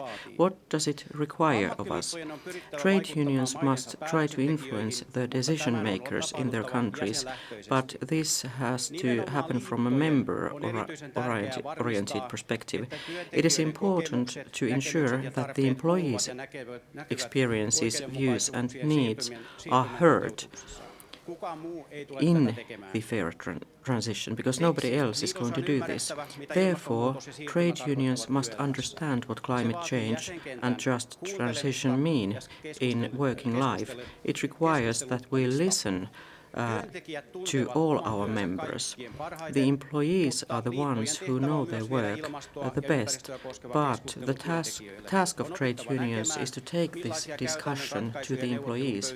We have to learn to identify what kind of practical solutions we have to address. Implementing the transition on the scale stated in the POA means that every single player must participate in the measures. We also need sufficient resources. The guiding role and investments of the public sector are essential, but we also need funding from the private sector. We have to be able to cooperate between different stakeholders in order to respond to this challenge quickly enough. Trade unions must be a movement for workers and advocate both public and private sector workers' interests. Everyone is needed and the goal must be common. The green transition will be fair only if it's done together with employees, not apart from them. Ensuring this is the task of PSI and its affiliates. Thank you. Gracias, compañero. Thank you very much. I now give the floor to Kotobalavu from Fiji. Good morning, delegates. I am the General Secretary of the Fiji Public Service Association and the PSI Oceania titular. I rise to speak on behalf of the public service workers from the Pacific Islands and the small island developing state at large. We are on the front line of dangerous global warming. The climate crisis is an existential threat to the workers in our countries. Sea levels are rising and whole villages are being relocated.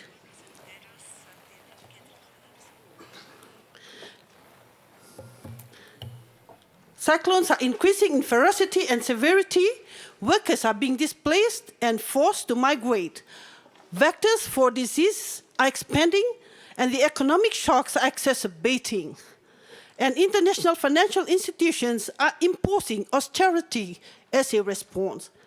Unfortunately, the situation we face is, however, not shocking. We have known about the impacts of global warming and the existential threat it poses to small island states for decades now. We have also known that the burning of fossil fuels, coal, oil and gas is a primary cause of the problem. Yet the international community has failed to act and reduce carbon pollution in line with the science of halting global temperature change to 1.5 degrees Celsius. I speak in favor of the Program of Action Section 4.2, which recognizes the risk the climate crisis poses to all public service workers and the need to build quality public services as fundamental for a just and equitable transition. The Program of Action also calls for us as a global union to organize and mobilize for climate transition. This includes support for fossil fuel and non-proliferation treaty. The call for the new international instrument has come from Pacific Island countries and has grown to include 3 nation states, 89 subnational governments, over 2,000 civil society organizations, and PSI. Yes, PSI was the first union to also endorse last year. The Paris Agreement does not mention fossil fuel, and the COP27 had not mention of oil and gas. A fossil fuel non-proliferation treaty is an international plan for a swift, fair, and coordinated phase-out of fossil fuel. I implore all delegates here to engage their members on the need for ambitious climate action and to lobby your governments to support the development of a fossil fuel non-proliferation treaty. Thank you. Thank you very much, Judith. As there are no other speakers against, we are going to continue with our program. And we will now be discussing Amendment 39 of Section 4.2 of the Action Plan that enjoys the support of the Executive Board. I ask Robertson Daniel from Brazil to introduce Amendment 39. Good morning to you all. You have 3 minutes. Good morning to you all. I'm called Robertson. I'm from Brazil. I live in Rio de Janeiro, and where I live, there's a laguna where I used to fish, and my mother used to swim, but that's no longer possible. But this laguna has lost all its fish, so my father had to go and do other things because the boats left from the lake. The water reserves of Brazil, the Amazon, is more and more drought, and there are a lot of indigenous peoples that are hampered. And the water network is, of course, the best way of transport for the population. In the same time, in the south of Brazil, there was terrible rains, and there are tens of thousands of people that have no shelter. One of our colleagues, JC, can no longer come here to this PSI Congress because the house of her family's house went underwater because of climate change. Indeed, our natural resources are being attacked by the animals that are killing our genetic diversity in favor of monocultures, and there is more and more mercury in our water networks, and we have problems also in the more temperate areas. How can we reach the objectives of sustainable development if our extraction modes and the living standards are not sustainable? It is said that young people don't have a future. Well, to transfer the responsibility to future generations is wrong. We are the present, and we do want a future for us and for our families and for our children and for our great-grandchildren. Climate change is real and it's already happening, and we have to take emergent measures to mitigate the situations and mitigate the damages causing the world before we have no way of return, before it is too late. Climate change has to be stopped, and we have to create a green road towards a green economy. We have to redistribute the resources and eradicate poverty. We have to respect traditional peoples and family farming. We have to reduce programmed obsolescence, and we have to ensure where peoples can be responsible, and so that we can reuse our production chain, and we have to make people responsible, so more efforts are made so as to ensure a greater green economy. We have to ensure systems so that we can guarantee a future without uncertainty, and so we can eradicate poverty. We have to think in the long term, in a fair society where it is possible to develop all our community potential, a future that we want to leave. And that is why we agree with the POA on the section crisis, people over profit. Thank you. Thank you very much, Comrade Robertson.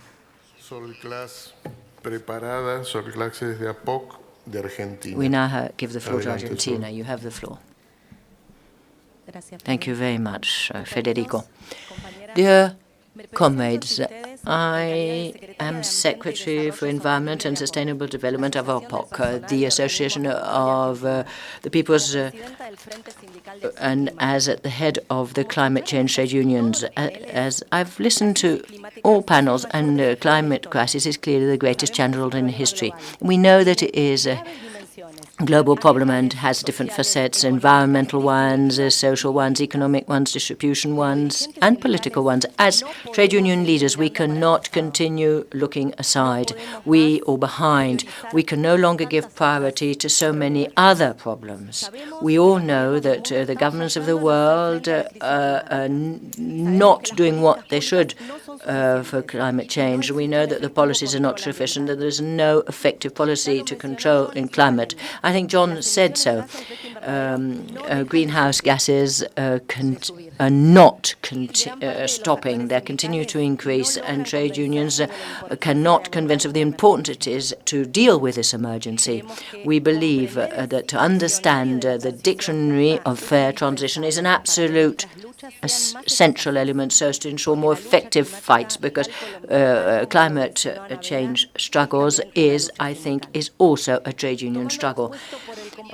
After listening from Freire, from the Americas Trade Union Confederation here, well, we have planned work. We have organized ourselves, and that is why we really invite more than 700 members of the trade unions that they take on board this problem in their trade union work, and that they make their countries politically aware to ensure appropriate environment control that ensures that the 3 million workers in the public services of the world have the capacity to adapt us to the social impacts that we're already suffering. We have to guarantee the transition to a non-carbon economy does not leave public workers along the road. And we have to remember on a daily basis that nobody can save him or herself alone. Thank you. Thank you very much. I now give the floor to colleague Abios Mohamed Amina from the Moroccan Workers' Trade Union. You have 2 minutes.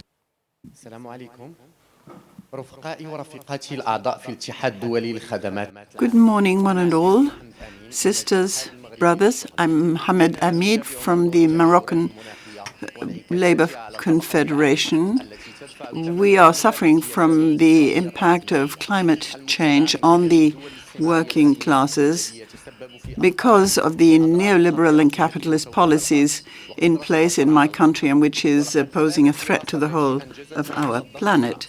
A study conducted by my organization together with PSI has revealed that these threats, these dangers, are further aggravating differences in Morocco. In the past centuries, there has been desertification.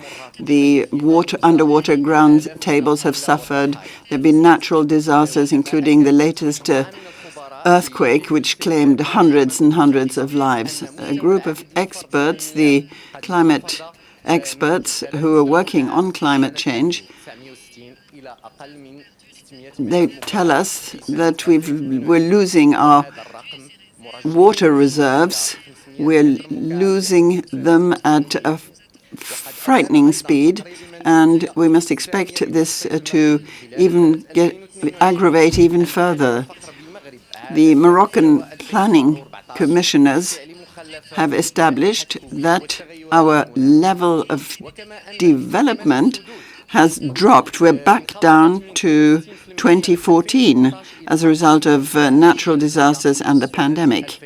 And our water resources are suffering, the dams, We've also noticed that many resources have been lost, quite simply lost, as a result of the effect of climate change.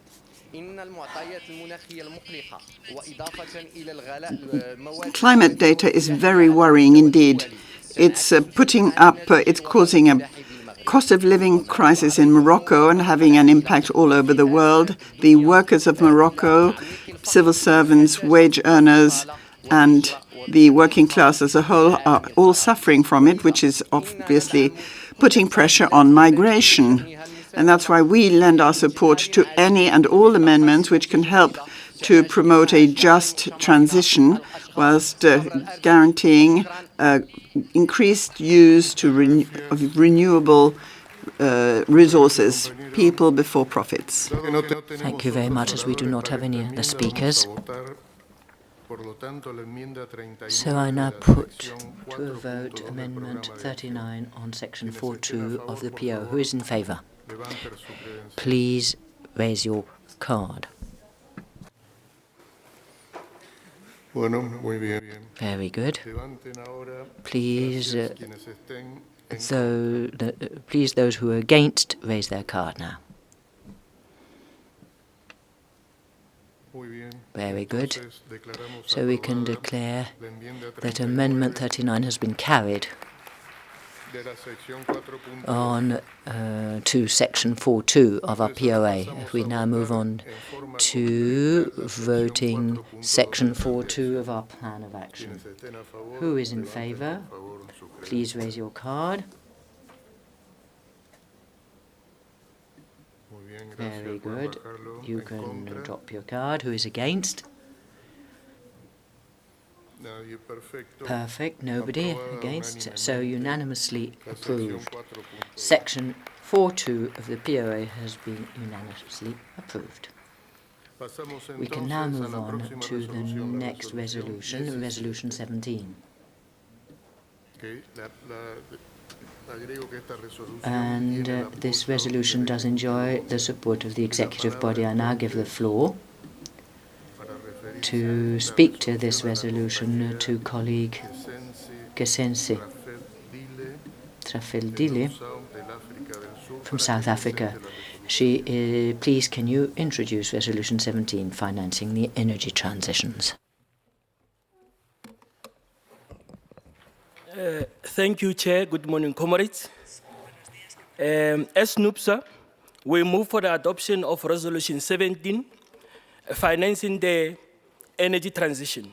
Under this resolution, we request Congress to note that, firstly, in 2021 and 2022, respectively, just energy transition partnerships were signed or are in the process of being signed. Secondly, the overwhelming interest of these financing agreements towards the loans, which grant small non-profit organizations, are added to the project as a form of greenwashing.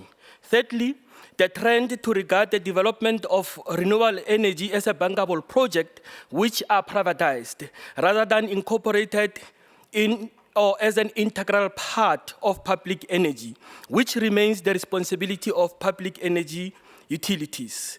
The report that was produced by PSI and KPTU, which highlighted that the current international climate finance operates within a neoliberal framework, but notes that alternatives can be found in the climate justice approach that promote a democratic, ecological, and public pathway. And lastly, the reports that trade unions for energy democracy, demonstrating the failure of market-driven transition to low-carbon energies and imperative of public ownership and management to reach speed and the scale of just and equitable transition in the energy sector. Therefore, we are asking Congress to adopt this resolution with the aim to firstly condemn a policy that is based on massive privatization on renewable energy and undermining the energy as a public good.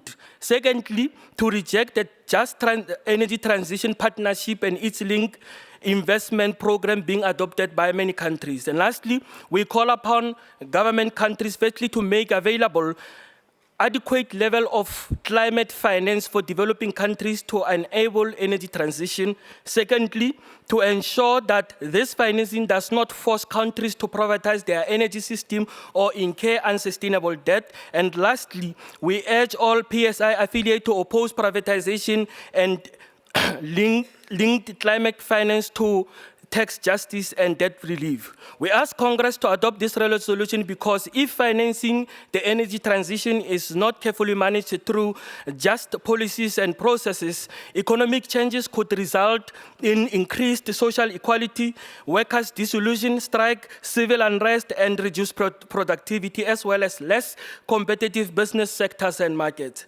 Dear Congress, I ask you to support this resolution. I ask you to sing with me, people over profit, people over profit, people over profit, people over profit, people over profit, people over profit. Thank you. Muchas gracias, compañero.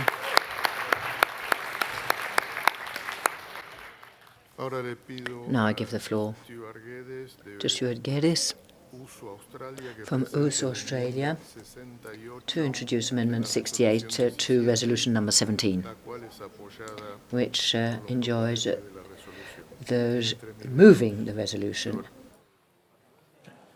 Thank you, comrades. I speak to you today as both a trade unionist and an environmentalist. The amendment we've moved is recognising the existential threat being faced by our neighbours in Oceania. We have seen that if climate change is to continue at the rate it is, our neighbours will no longer exist and there will be a mass issue of climate refugees moving into the future. The world needs to transition, but we need to do this through a just process and ensure that our neighbours in both the global north and global south are able to do so. We can't let corporations exploit our neighbours in the global south and allow for a privatised industry moving forward. Our union has taken a position that we are supporting the move towards clean energy to be through public sector ownership. We are campaigning for local government to be a primary provider in distribution of renewable energy. We can't allow for financing process to take place in either the global north or south that are going to allow for the mass privatisation that we are seeing and a new generation of neoliberal agenda to take over our energy industries. Energy needs to be for the public good. Moving towards a just, clean future is for the public good. We need to make this transition so it's fair for everyone. Secondly, if we're able to ensure that our local government, our state government, our regional government bodies can maintain the public ownership of our energy sectors, particularly with the renewables, we'll be able to ensure that jobs are secure. We can ensure that there's a true just transition, that individuals moved out of the dirty energy industry can maintain their wages, maintain their jobs, and maintain conditions and maintain their communities that often rely on these old forms of energy. We can make a real change in our world. We need to do this as soon as we possibly can, and the responsibility is on the global north to help our neighbours in the south. If we don't act on this, our planet will die. We need to do this now, not just for the future generations, but our own. We can see that the rate that energy transition and the climate is increasing, we are facing more and more natural disasters. We've seen that with our own membership, with mass flooding and bushfire over the last few years. They've taken our members' homes and taken some people's lives. We need to act on this now. We need to help our neighbours in the south. We need to ensure that the renewable energy system is public, and we need to ensure that change can actually be made. There is no planet B. We've got no other option but to do this. Thank you, Congress. Muchas gracias. Muchas gracias, compañero. We're now going to put Amendment 68 to a vote, which, as I said, is supported by those who moved this resolution. Who is in, this amendment. Who is in favour of Amendment 68? Thank you. Is anybody against?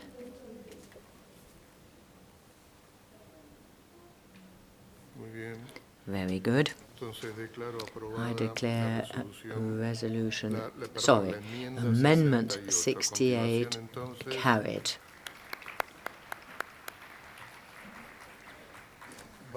We are now going to vote Resolution 70 with Amendment 68. Who is in favour? Please lift your card, raise your card. Very good. Thank you. Any vote against? That is not the case, so we can declare that Resolution 17 with Amendment 68 has been carried.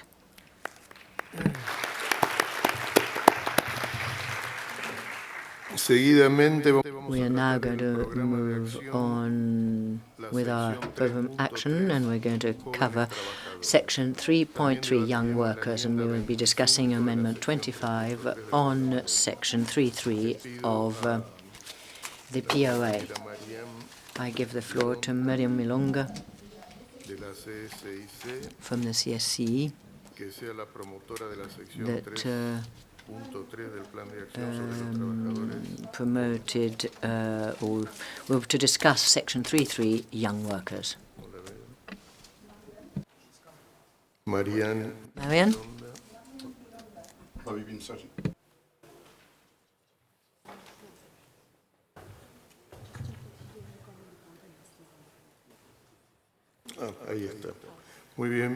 good. You have 5 minutes to introduce Section 3.3, Young Workers. Good morning, Congress participants. I'm Maria Bangundai. I come from the Democratic Republic of Congo. I'm a member of the Nurses Union Solidarity Organization. I stand before you to speak about young workers, the young members of the union movement, of which I'm one. Young workers are always confronted with new circumstances They are always much more likely to be exploited, to have precarious work, to be put on unemployment, not to have the necessary financial resources. They don't have the same social protection or no social protection as older workers. Young workers tend to be far more vulnerable in the workplace, and they are less familiar with their rights. Because of lockdown, young workers found it more difficult to have access to training and education during that period of lockdown, and therefore are less and are also more likely to live in precarious or difficult housing. Privatization of the educational system in some countries in the global south also limits further the access to training and education, which in turn would provide an opportunity for employment. The result of that is that these young people become indebted and fall into poverty. Young workers today are also facing a very uncertain and environmental future, economic and environmental, and that is going to weigh even more heavily on their shoulders than it will on older generations. The situation of young workers today must be one of the main challenges which the union movement at international level must tackle. It's absolutely crucial to recruit, to train, and introduce young workers at all levels of trade union activity. Then that's the only way this movement is going to survive in the long term. That's why we're asking you to vote in favor of this amendment, to lend your support to the amendment on young workers. The PSI should have a priority program for young workers, and the priorities we would like to see is the following. Pursue a specific program intended for young workers. All our activities must be relevant. The trade unions must recruit young workers and ensure that they are involved, that they're included in all the decision-making bodies of PSI. Broaden the participation of young workers in campaigns, the priority campaigns run by PSI, and in particular those which deal with gender equality, labor market issues such as unemployment, lack of safe and secure jobs, fair and equitable compensation, migration, climate change, environmental change, and access to education and training. Help young workers to develop their skills when it comes to the administrative levels of the trade union, and develop training programs on gender equality, and also help to build networks for young people, among young people and between young people and other union members. So I would like to urge you all to lend your support to this amendment to allow for a better future for young workers. Thank you. Thank you very much, dear comrade. We are now going to hear Alexilia from Canada. Bonjour, chers camarades. Good morning, colleagues, union siblings, and colleagues. My name is Axila, and I'm very proud of the Public Service Union of Canada. The history of my union elected to our national board. I'm responsible for PSAC's National Capital Region, representing 62,000 members. I had the privilege of being one of the leaders in the largest strike in Canadian history, where we had individual picket lines as large as 5,000 strong, and me right in the middle of it, losing my voice as we all lifted our voices. And I promise you, I'm not trying to flex when I say that. I say it with a lot of humility, but I say it to make the point that young people are ready to lead in our movement.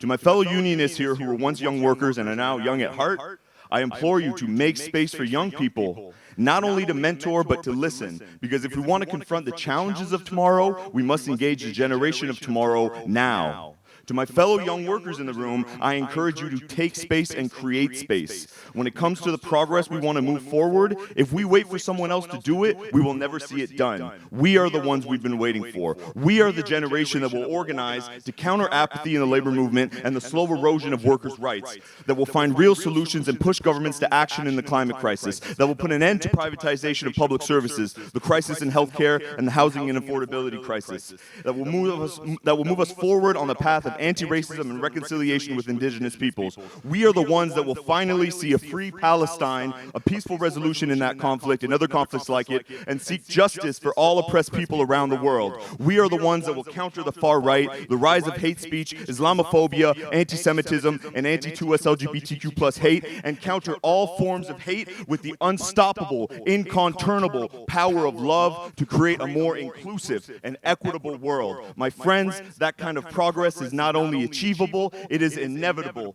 So in the immortal words of John Lewis, let's get in good trouble. We are the ones we've been waiting for. La lucha sigue, l'union fait la force, solidarité. Thank you very much, dear comrade. I now give the floor. Olin Joy del Rosario, Manila Water Employees. I am with the Manila Water Employees Union. I am a woman young unionist and the first-time delegate in the PSI World Congress. As representative of young workers in the affiliates of PSI in the Philippines, I stand before you to express our strong support for PSI's commitment to prioritize young workers in public services. The multiple crises hounding us have profound consequences on public services, especially young workers. Young workers, especially women, are at disproportionate risk of working under precarious conditions, labor right violation, and violence and harassment in the world of work. We should deepen the involvement of young workers in our union structures, policy, and program across all levels and across all sectors. We need to invest in organizing and mobilizing our young workers and make sure we create safe and inclusive spaces for all, regardless of their age, gender, race, religion, disability, and migration status. We need to train and develop young unionists in order to ensure the sustainability and growth of PSI. We appreciate the institutionalization of young workers representative in the PSI Executive Board and the support of PSI Asia Pacific through its Solidarity Fund to ensure the participation of the young workers delegation from all the sub-regions here in this Congress. The PSI Philippines affiliates are committed to empowering young workers in public services to fight for trade union rights, gender equality, quality public services, sustainable development, and social justice for all. The future of PSI and labor movement depends on young workers. Long live young workers! Long live PSI! Mabuhay tayo lahat! Thank you very much. We're now going to give the floor to Herzig Leah Allison from Verdi, Germany. A very good morning to all of you on behalf of the Verdi Union from Germany. Colleagues, young workers currently are particularly hard hit by all the crises besetting our economic lives. In Germany, too, it's the young workers who are still being trained or studying. They're harder hit by the economic crisis and the fact that they don't have adequate education opportunities. But precisely, it's the public service that can help to overcome this crisis. There are plenty of opportunities, therefore, for young people. Therefore, it is crucial that young workers in the public service should be addressed by us, organized by us. We want them to be able to help shape our unions. And I think in Verdi we're doing well. Verdi is proud of the fact that it has one of the largest youth populations in the world. as a youth union, we are particularly addressing young people in training. We organize our own strike days for the public service and make our own decisions for young people. And the whole of our union benefits from the decisions taken by the young workers. We also make a mark in society because we come out for all minorities who are against racism, sexism, and any form of anti-Semitism. We stand in solidarity with all the Jewish people in our country who are currently at the moment being exposed to anti-Semitic attacks. We show solidarity with our colleagues in Histadrut, particularly at this time. We stand for the right of Israel to exist, and we demand that Gaza be freed from the terror reign of Hamas. The youth of the unions have to be a strong pillar of our trade union and our society. That's why I think the action program sets out the right steps. We need more participation of young workers within PSI. But it's not enough to have this great paper with all the measures. Now it's up to all of us to listen to our young colleagues, to support them, to help them develop solutions that will allow them to shape the future. It's an empowerment which we must put in focus. But it's not enough to rejoice that there are few young trade unionists at this Congress. Young people must be trusted. They must be allowed to take on responsibilities. I thank you for this important passage in the action program. Please give it your full support and very good luck to all of us. Thank you very much, dear comrade. I now give the floor to Lotta from Finland. Dear trade union colleagues, it's said that time will heal all the problems of youth. Well, that might be true, but I don't think we can afford to wait any longer. I feel that young workers are at the same time given unrealistic expectations, but yet not enough voice and responsibilities. When you are 20 years old, you cannot have the expertise of a 40-year-old. This is unrealistic. However, young people are experts at being young, but just because of our age, we are often left behind in the decision-making processes, even in our own unions.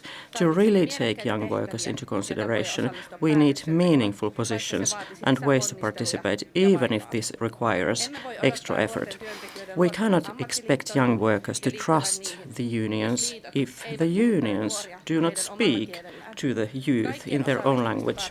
For sustainable unions and effective actions, we need everyone to participate. It says in the program of action that ensuring young workers are recruited and organized and integrated into all levels of union leadership and activities essential if we want our movement to survive and grow. I couldn't agree more. Our unions must provide mentorship, guidance and training to youth to ensure that they are equipped with the skills and knowledge that they need to excel in their roles. Modern tools and platforms can facilitate the sharing of knowledge and experience, creating a dynamic exchange that strengthens our collective capabilities. Our mission is clear: to empower young workers, to foster an inclusive world and diversity, and to create a world where their potential knows no bounds, starting from our unions.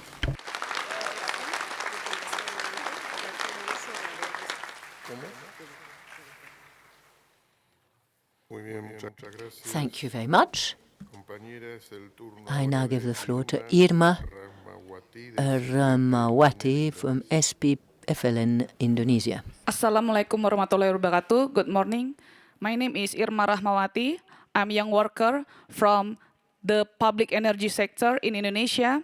And then this is my first time delegate in World Congress of PSI. I am proud to be here representing young workers in public service of Asia Pacific region and fully support the PSI program of action of young workers. Young workers in Indonesia and the Asia Pacific face various challenges, from unemployment, informalization of work, low wages, and then poor working condition, discrimination, violence, and then harassment. At the same time, trade unions also face challenges in organizing and then recruiting and representing young workers. Given the changing world of work, we need to be strategic and then creative in order to engage young workers to be active members and then leaders of the union, including using digital tools and then social media. PSI should prioritize empowering young workers in public services. We need to actively involve our young workers in all aspects of unionism.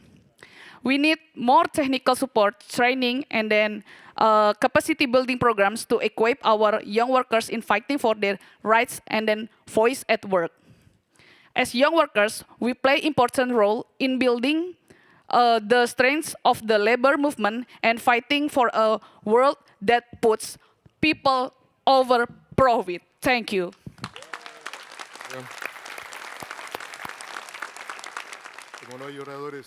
As there is no speakers against, we can move on.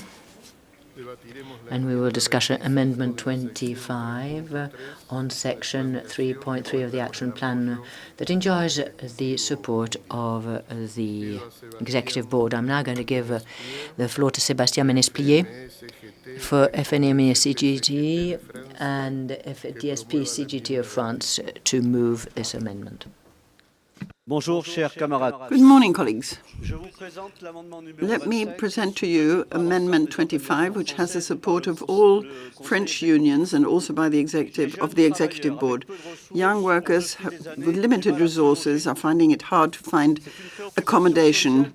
It's a social problem which shows that there is an explosion in costs, which is making life for these people more and more precarious. It is the result of the fact that the public authorities are not concerned by this issue, and there is a liberal thrust. The fact of not finding the fact is that there is less construction. There are fewer and fewer, less accommodation in the public and private sector. The sector is basically dying down. Rents are increasing, and so are the rates. Energy bills are shooting up, which is, of course, a problem for all households, not to mention the fact that wages don't increase at the same rate as inflation and haven't done for many years. Accommodation, housing is a vital right, and unless there is social housing, which is economically effective, unless that is put in place, the problem will not be solved. Thank you. Thank you very much, comrade. We're now going to give the floor to speakers who are going to speak to Amendment 25. I'm going to give the floor to Edison Francisco from Brazil. Good morning to you all. I am Edison Francisco from the Judiciary Workers of Brazil. I indicated to I am a leader of the local judiciary, and this is because of the needs of the youth to stabilize where I work, and that is absolutely essential, so as to ensure security for my family, be it financial or social security for my family. The crisis in young people's employment has existed for many years in our region. Neither work nor studies have increased for young people, and this is because of the negative position of the public authorities, as well as dictatorship after a coup of President Dilma in 2017 didn't make things easier, and also because there is a lack of knowledge of this issue, and of course this does trigger a terrible conflict between generations. This crisis is an enormous challenge for society, and this current reality of young people has to be changed. We have to reduce obstacles to guarantee work, and it's absolutely essential. So if we want to move forward in our society, and we have to change this, we have to therefore approve where we support Amendment 25. I would also like to talk to the young people in this Congress, and I'm not talking about young people because of their age. For me, we stop being young when we lose our capacity to learn. And I find a lot of this, unfortunately, in our movement. I would like to say that there are a lot of obstacles imposed upon us by life, and this can cause frustration for the younger people. We must not lose hope to change the world. We must not lose our innocence, our spirit to fight against injustices. We have to be firm and we have to believe in young people so that we can change reality. We must never forget what we want. We want a fair and just world that is more human. Thank you very much. Thank you very much. Now I'm going to give the floor to the coordinator of young people from Argentina. Good morning to you all. Thank you very much, Federico. I'm in Bernier. I am from the PSI trade union of the public service workers of Argentina. We, as young people, were confronted on a daily basis of to uncertainty, be it related to geopolitical issues or environmental issues, which are extremely difficult, but also because we have a vulnerable economic future alongside the difficulty we have to gain access to gainful employment. We are not protected either regarding to access to housing, a right which is guaranteed in our constitutions as well as in the different international human rights instruments such as the Pacto de San Jose, Costa Rica, as well as the Pact on Economic, Social and Cultural Rights. It is absolutely essential if we want to guarantee true equal opportunities. We have to realize we're not identical, but we do have the same rights, and nobody can save him or herself alone. It's absolutely essential to move forward with the tool of collective bargaining so as to have tools so that we can establish dialogue to defend the rights of people over profit. Thank you very much. Thank you very much. It is now the floor to Rolando Vera from Paraguay. Stevi, Paraguay.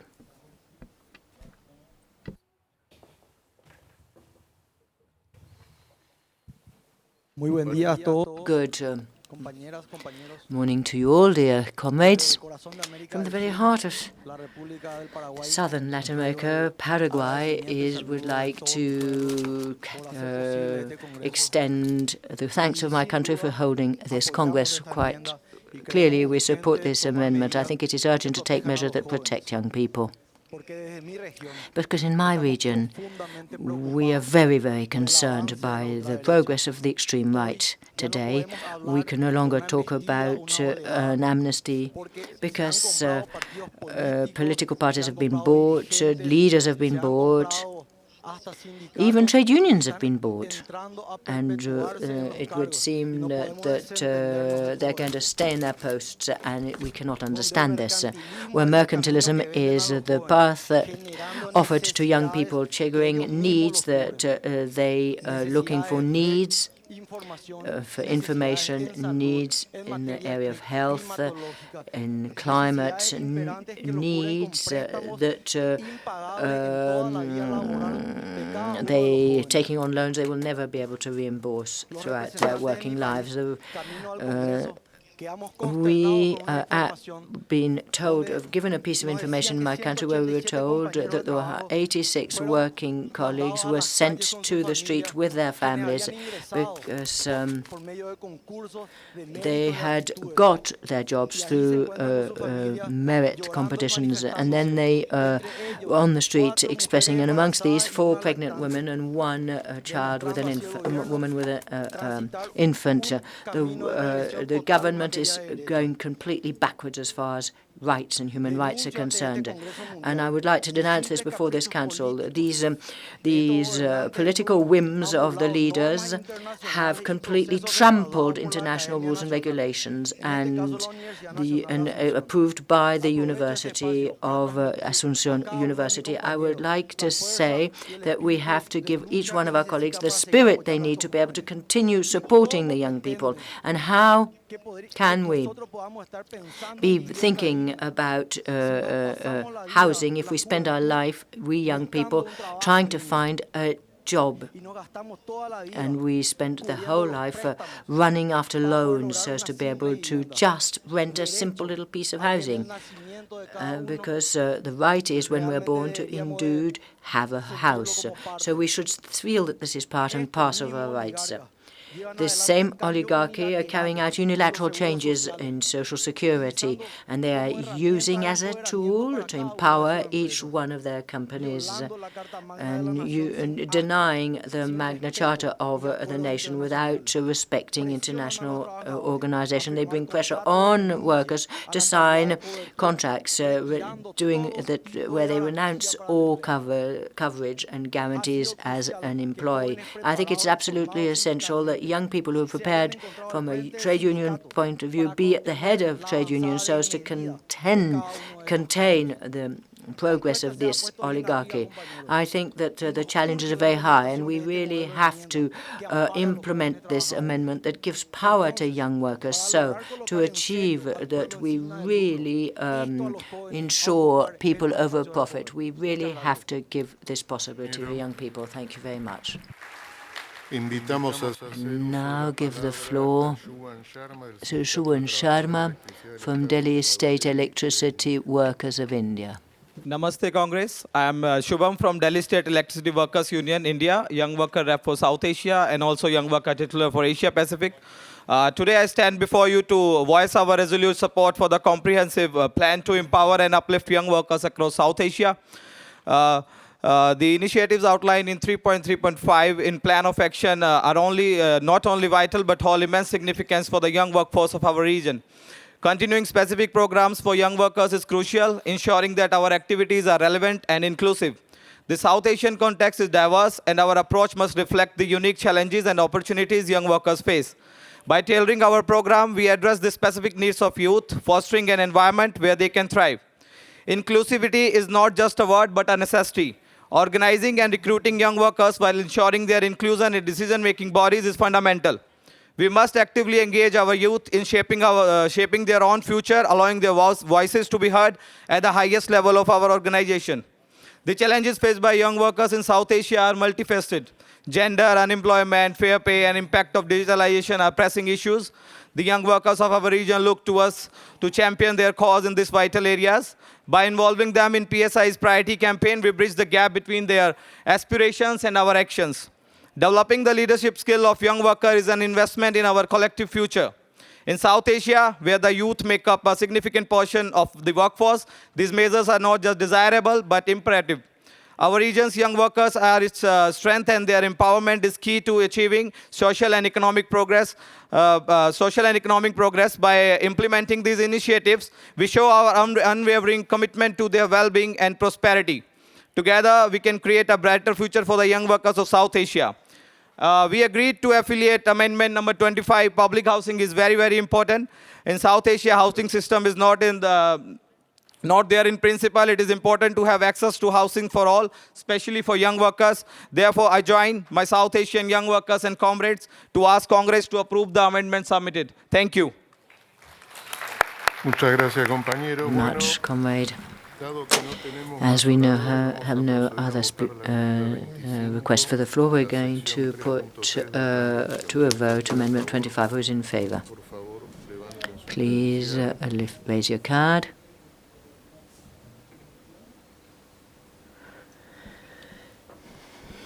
Very good. Thank you very much.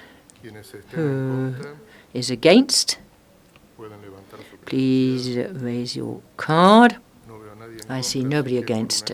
So Amendment 25 is carried unanimously. We now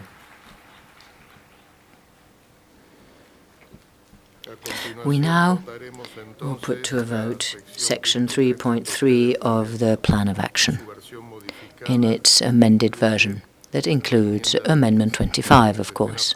Who is in favour? Please raise your card. Very good. Thank you very much. Anybody against? No one. Very good. Section 3.3 of the Plan of Action has been approved unanimously.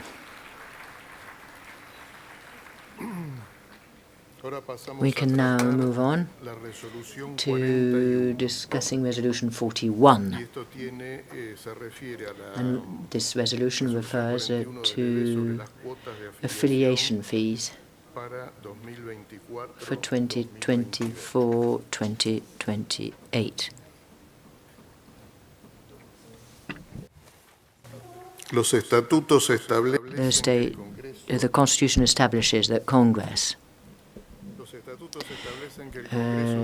Constitution establishes that Congress has to establish the affiliate fees, but can give this to the Executive Board, because fees have to be revised and may have to be changed during the mandate. So the Executive Board would like to highlight the excellent work carried out by PSI and the fact that their fees are the lowest of all international trade union federations, and it was also said that fees have increased far less than inflation in the last 6 years, and the Executive Board will have to study very seriously the situation. Rosa, can you please present this resolution? Well, good morning, Congress and delegates. This is my very first speech, so I'm a bit emotioned. Federico already said the reason of this resolution. As you know, is responsibility of the Congress to establish the affiliation fees for the mandate period between Congress, but the tradition in PSI is that we normally mandate the Executive Board as it's easier to consider year by year the situations, both for PSI and for affiliate. It's particularly under the difficult times that we are going through right now. I don't want to spend time in telling you how much work we are doing and in how many areas, because I think that the Congress that we are holding right now actually shows perfectly how much work we have been able to do with the limited resources that we have. And the work has been increasing because more and more challenges are facing workers and public service unions. Federico already mentioned that since 2017, we the increase of our fee has been very limited. We just increased in 6 years 3 euro cents, bringing the level of our fee to 0.985 euro cent. Which is much, much lower than any other global union fees. And it represents 3% of the increase, while the inflation rate in France, globally, the inflation rate rose 26%, and in France, where we are our office is based, 13%. See, this says that it's hard to keep the pace with the increase of costs because of inflation.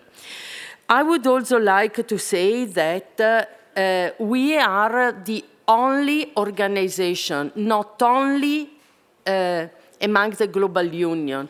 But I would say globally, that provides all the languages that we provide in all our meetings. In the executive board, we normally have 7 languages that we provide. As far as I know, no other global unions is providing so many languages. In this Congress, we have 17 languages provided. I never saw, not even in the United Nations, such a huge number of interpretation provided. This means serving affiliates, responding to the needs of affiliates, but it also means that we bear costs for being as closer as we can to our members. Therefore, it's not for today the decision. The decision today is to mandate the executive board, the incoming executive board, to take decision about the affiliation fees for the next mandate period. And this will happen in the executive board that will be convened at the end of the Congress. Thank you for your attention. Muchas gracias, Rosa. Thank you very much, Rosa. Muy bien, Very entonces, good. Ahora va a ser uso de la I'm now palabra. going to give the Tiene 2 floor minutos for 2 minutes. Olmeda Gómez, Juana Olmeda Gómez from Comisiones Obreras in Spain. Thank you very much. Good morning to you all. We consider that international trade union is essential because it does help us share the struggles we're carrying out in the different countries, and the common point being the general interest of citizens. And that is why we recognize the importance of the PSI work at international level to support workers' struggles throughout the world and to help them struggle with determination and continue to the PSIs continue to defend trade unions throughout the world so as to strengthen public services. However, as we have said very often, trade unions in the Mediterranean area, during the meetings of the executive board, we cannot ignore the difficulties encountered over the past years because of the pandemic, war, and economic crisis. Our trade union model is organized throughout the national territory, and over these very difficult years, we took the political decision to focus more resources in our territorial structures so as to be able to support their struggles in defense of public services, training, and political activities on a daily basis to defend workers.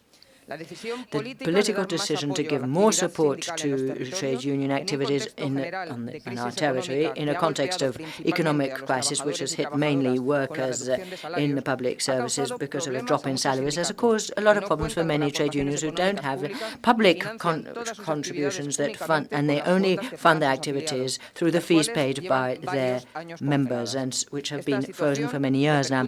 And this, of course, has a negative impact on fees to international organizations. So on basis of Amendment 41, we think that the financial issues, especially those that do impact so closely the trade unions affiliated to PSI, have to be looked into at Congress.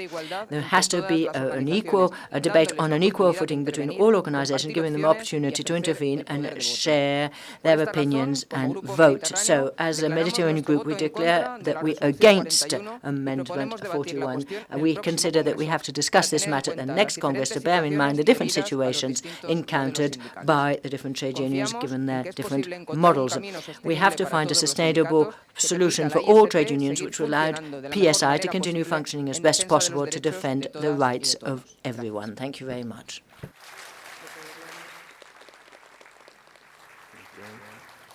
Very good.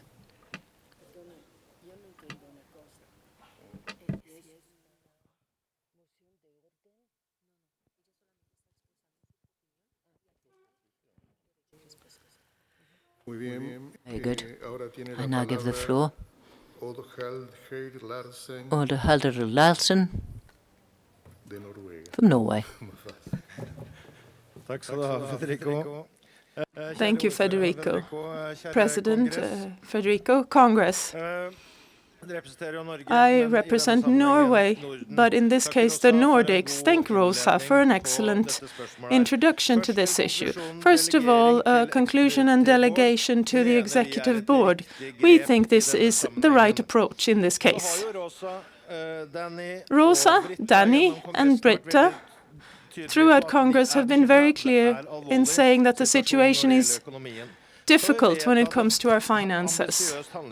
And we have an ambitious program of action. But it's clearer now. It's more fine-tuned, this POA. And we need to work together on the board on our prioritizations. Prioritization can be painful. We may have to say no to certain things. And it is decisive for all workers that we have a stable financial situation. It's not a quick fix. There are no quick, easy solutions. You need to continue to discuss affiliation fees, but it's also paid by the same members who need to fund trade unions, local unions, and they need to fund, in some cases, several international unions. So an increase is one path forward. We also need an analysis of cost and of expenditure and revenue. And Rosa and Danny have initiated this during this term of office.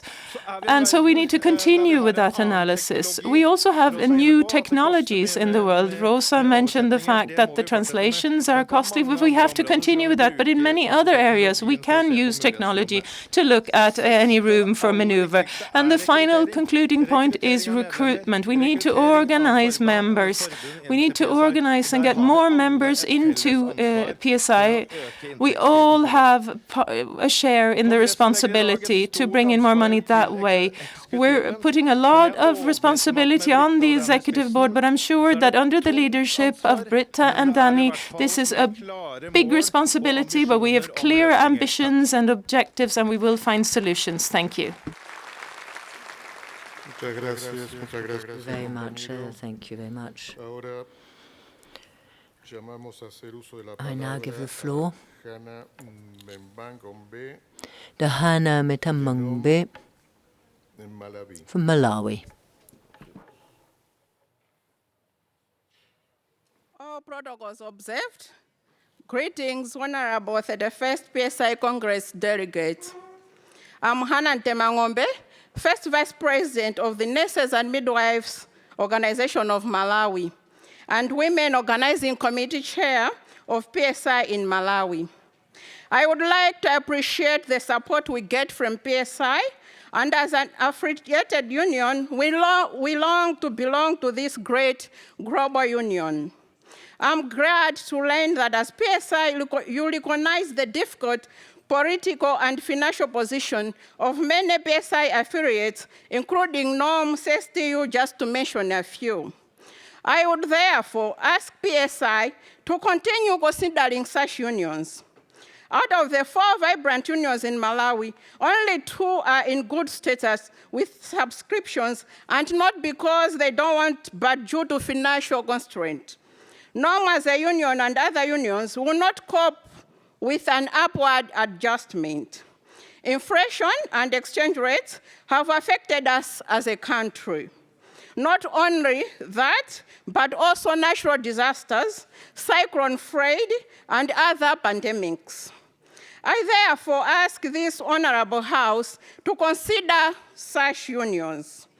Therefore, we are against Amendment 41, unless clear outlined consideration to such unions in solidarity. Long live PSI, long live! Thank you very much, dear comrade. Rosa, do you want to take the floor?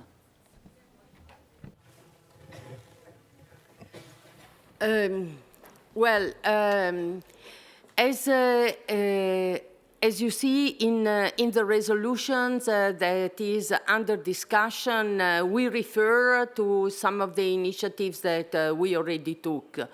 And Odd mentioned in his speech. During the past year, we have been reorganizing the work in the head office, reducing staff in the head office and in the region. closing offices around the regions, and overall reducing the costs in terms of traveling, of services, and of course, with the use of technologies, getting the possibility to save some resources. But there are issues that do not depend on our will. And maybe there's other things that for sure it will be possible to do in future. But we cannot control the inflation rate. We cannot control the exchange rate that is hitting in an unbelievable way in many countries, and the fluctuation of currency is not something that helps us normally.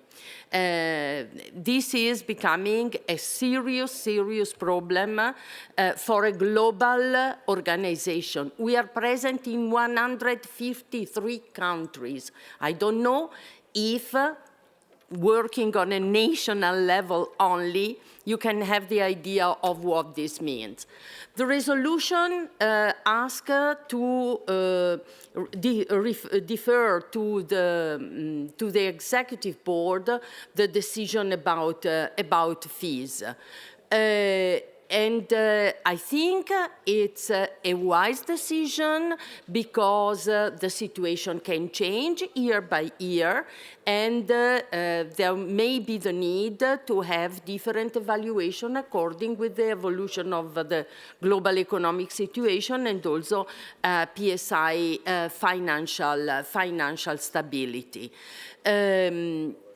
I understand that it can be interesting to have a debate in Congress, which actually we are having, but the practical and technical decision about how much we can increase the fees, I think is why that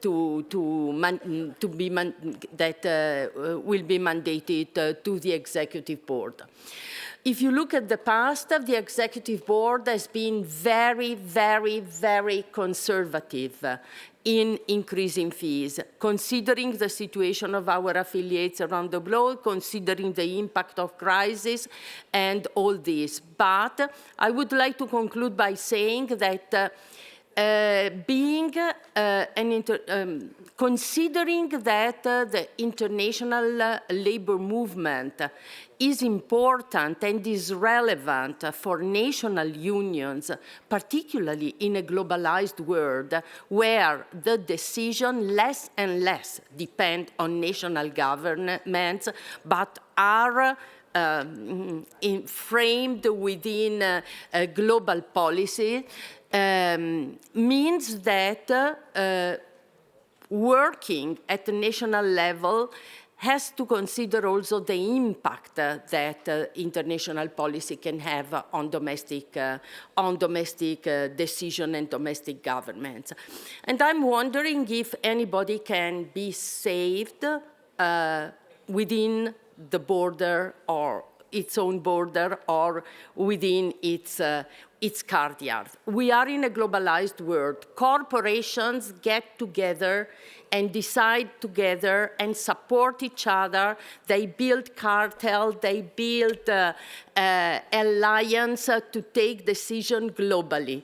We will not be able to win or to survive if we do not take a similar decision to get stronger together at international level. So I call on you to vote Resolution 41. Thank you very much. Thank you very much, Rosa. Very good. There are no other requests for the floor, so we're now going to put Resolution 41 to a vote. Who is in favor of Resolution 41? Please raise your card.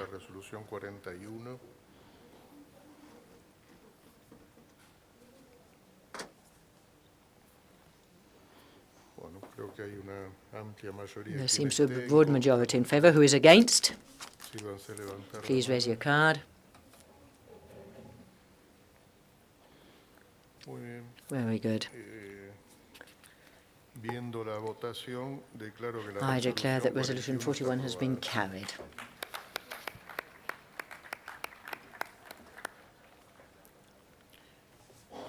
We can continue with our program of action and move on to Section 5, Trade Union and Labour Rights. We're going to go back to our debate on trade union and labour rights and on the resolutions related to this section of the programme of action. We will start with Resolution 18, which enjoys the support of the Executive Board. I will now give the floor to Altice Ayen of the Trade Union of Workers of all municipal and public services of Turkey to promote Resolution 18.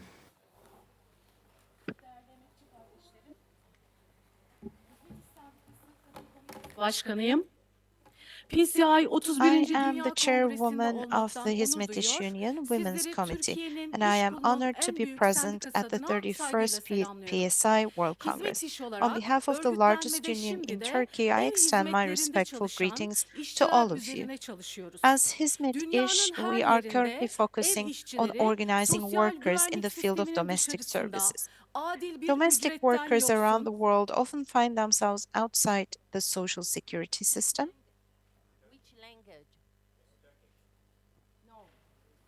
That is not working. They have no interpretation. Yes, there is Turkish interpretation.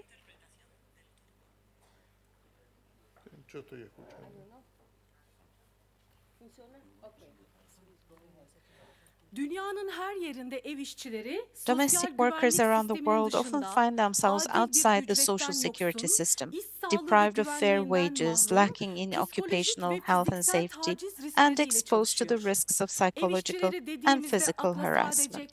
It's important to note that when we talk about domestic work, we should not forget that men are also employed in this field. According to the ILO report, there are approximately 76 million domestic workers worldwide. Yet only 29 countries have ratified Convention 189. In many countries, there are still no national laws to protect the rights of domestic workers. The path to including domestic workers under labor laws lies in organizing. At Hizmet İş, we adhere to the principle of leaving no worker behind.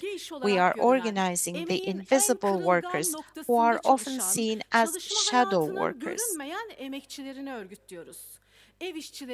We say it is Hizmet İş's duty to think about the problems of domestic workers. We continue our struggle for domestic workers to be included in labor laws and for Turkey to accept ILO Convention 189, Decent Work for Domestic Workers. Within this framework, we have established the Domestic Workers Platform under the union's umbrella. After identifying our target audience, our action plan has allowed our membership to grow to 300 to many workers, actually. We are fighting to work that befits human dignity, a humane way of life, secure and unionized domestic work, to give a voice to domestic workers who are left vulnerable to exploitation, abuse and discrimination. We have presented this resolution to the Congress to make the invisible work visible. We believe that Hizmet İş will succeed in securing the rights of domestic workers under state protection, bringing them into formal employment, and ensuring their union freedoms with the support of the solidarity of PSI members.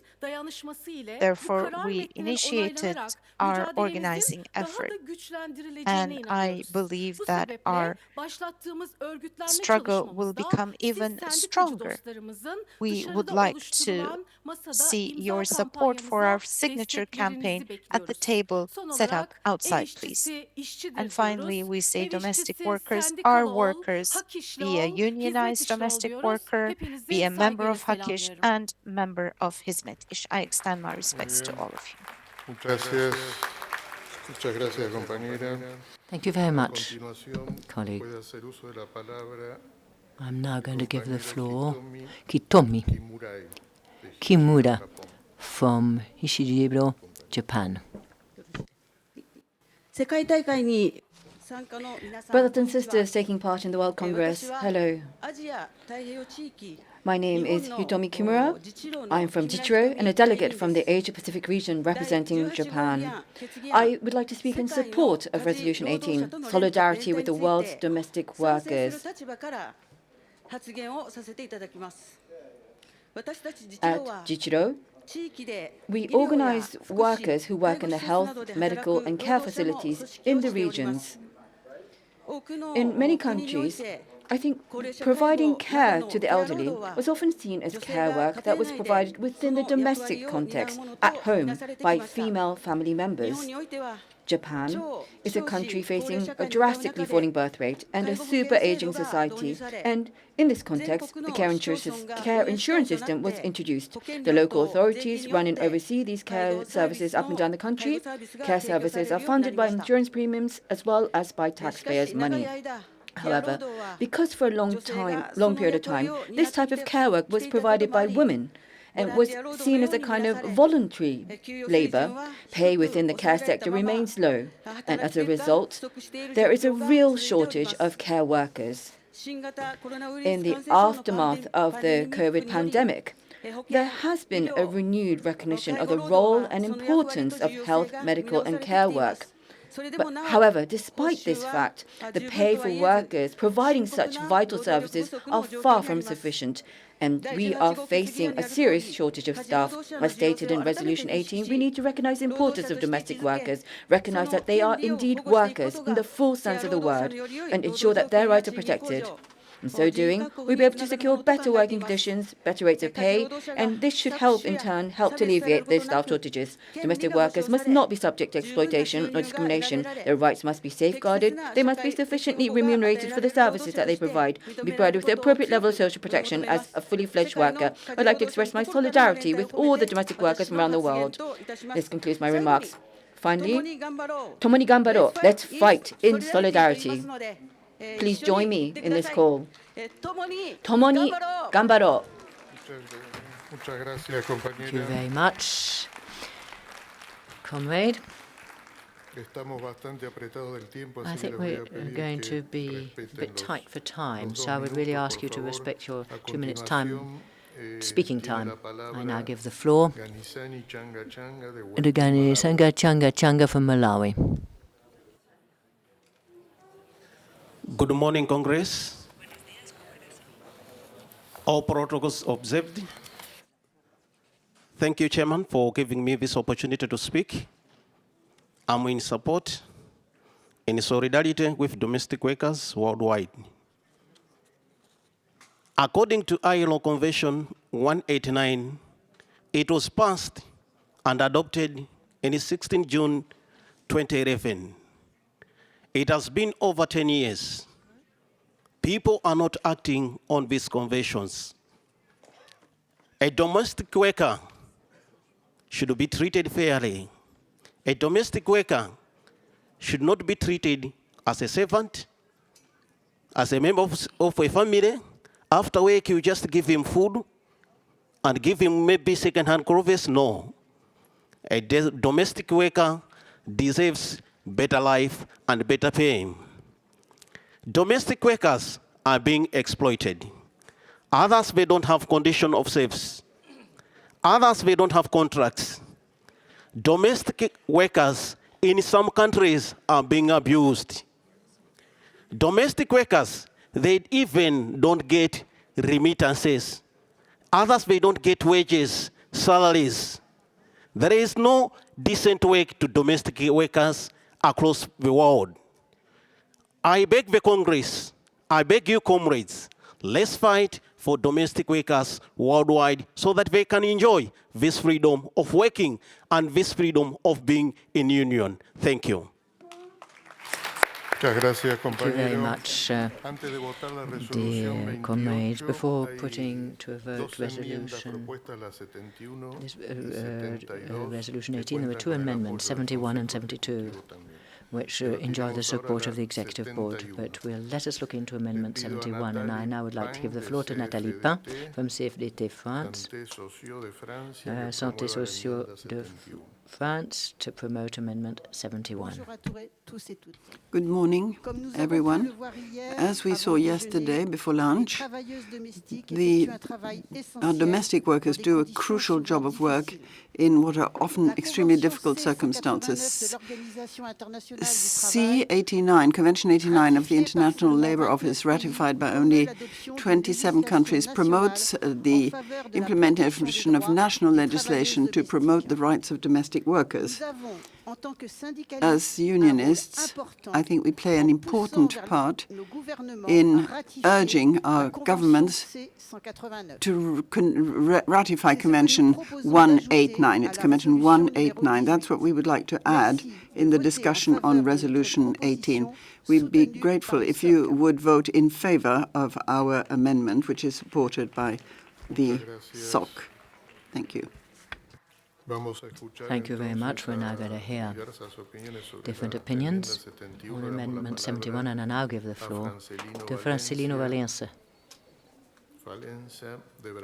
from Brazil, for him to speak in favor of Amendment 71.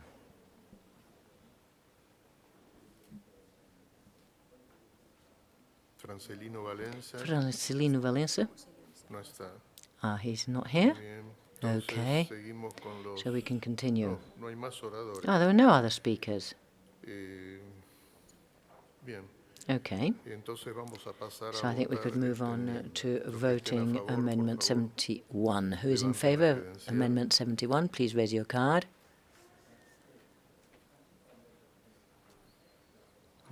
Very good. Is anybody against Amendment 71?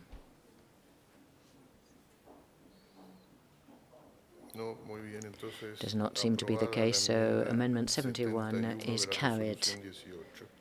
Amendment 71 to Resolution 18, that is. Now we move on to Amendment 72, that also enjoys the support of the Executive Board. I will ask Vinia Worth from Verdi to take the floor to speak to this amendment. Thank you very much. Good morning, everyone.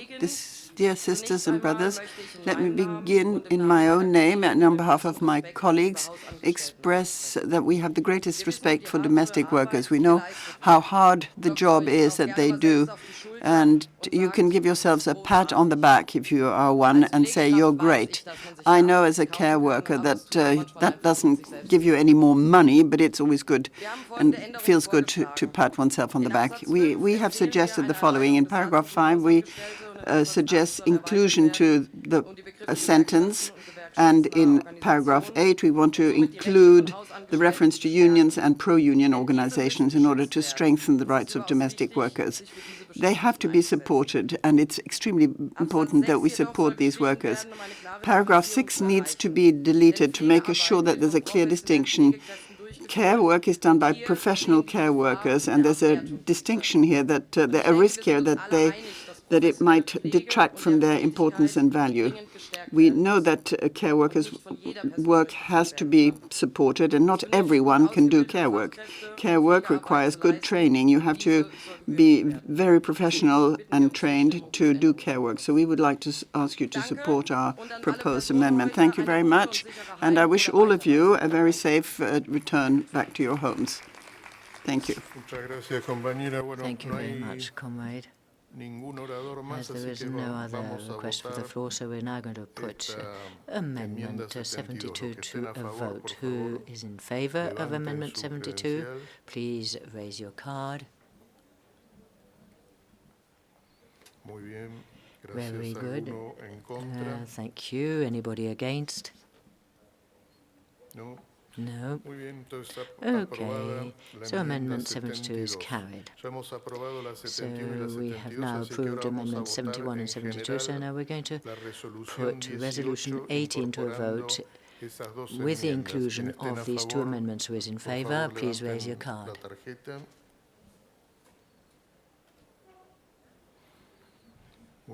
Very good. Does anybody wish to vote against? No. Okay, Resolution 18 as amended with the two resolutions is carried.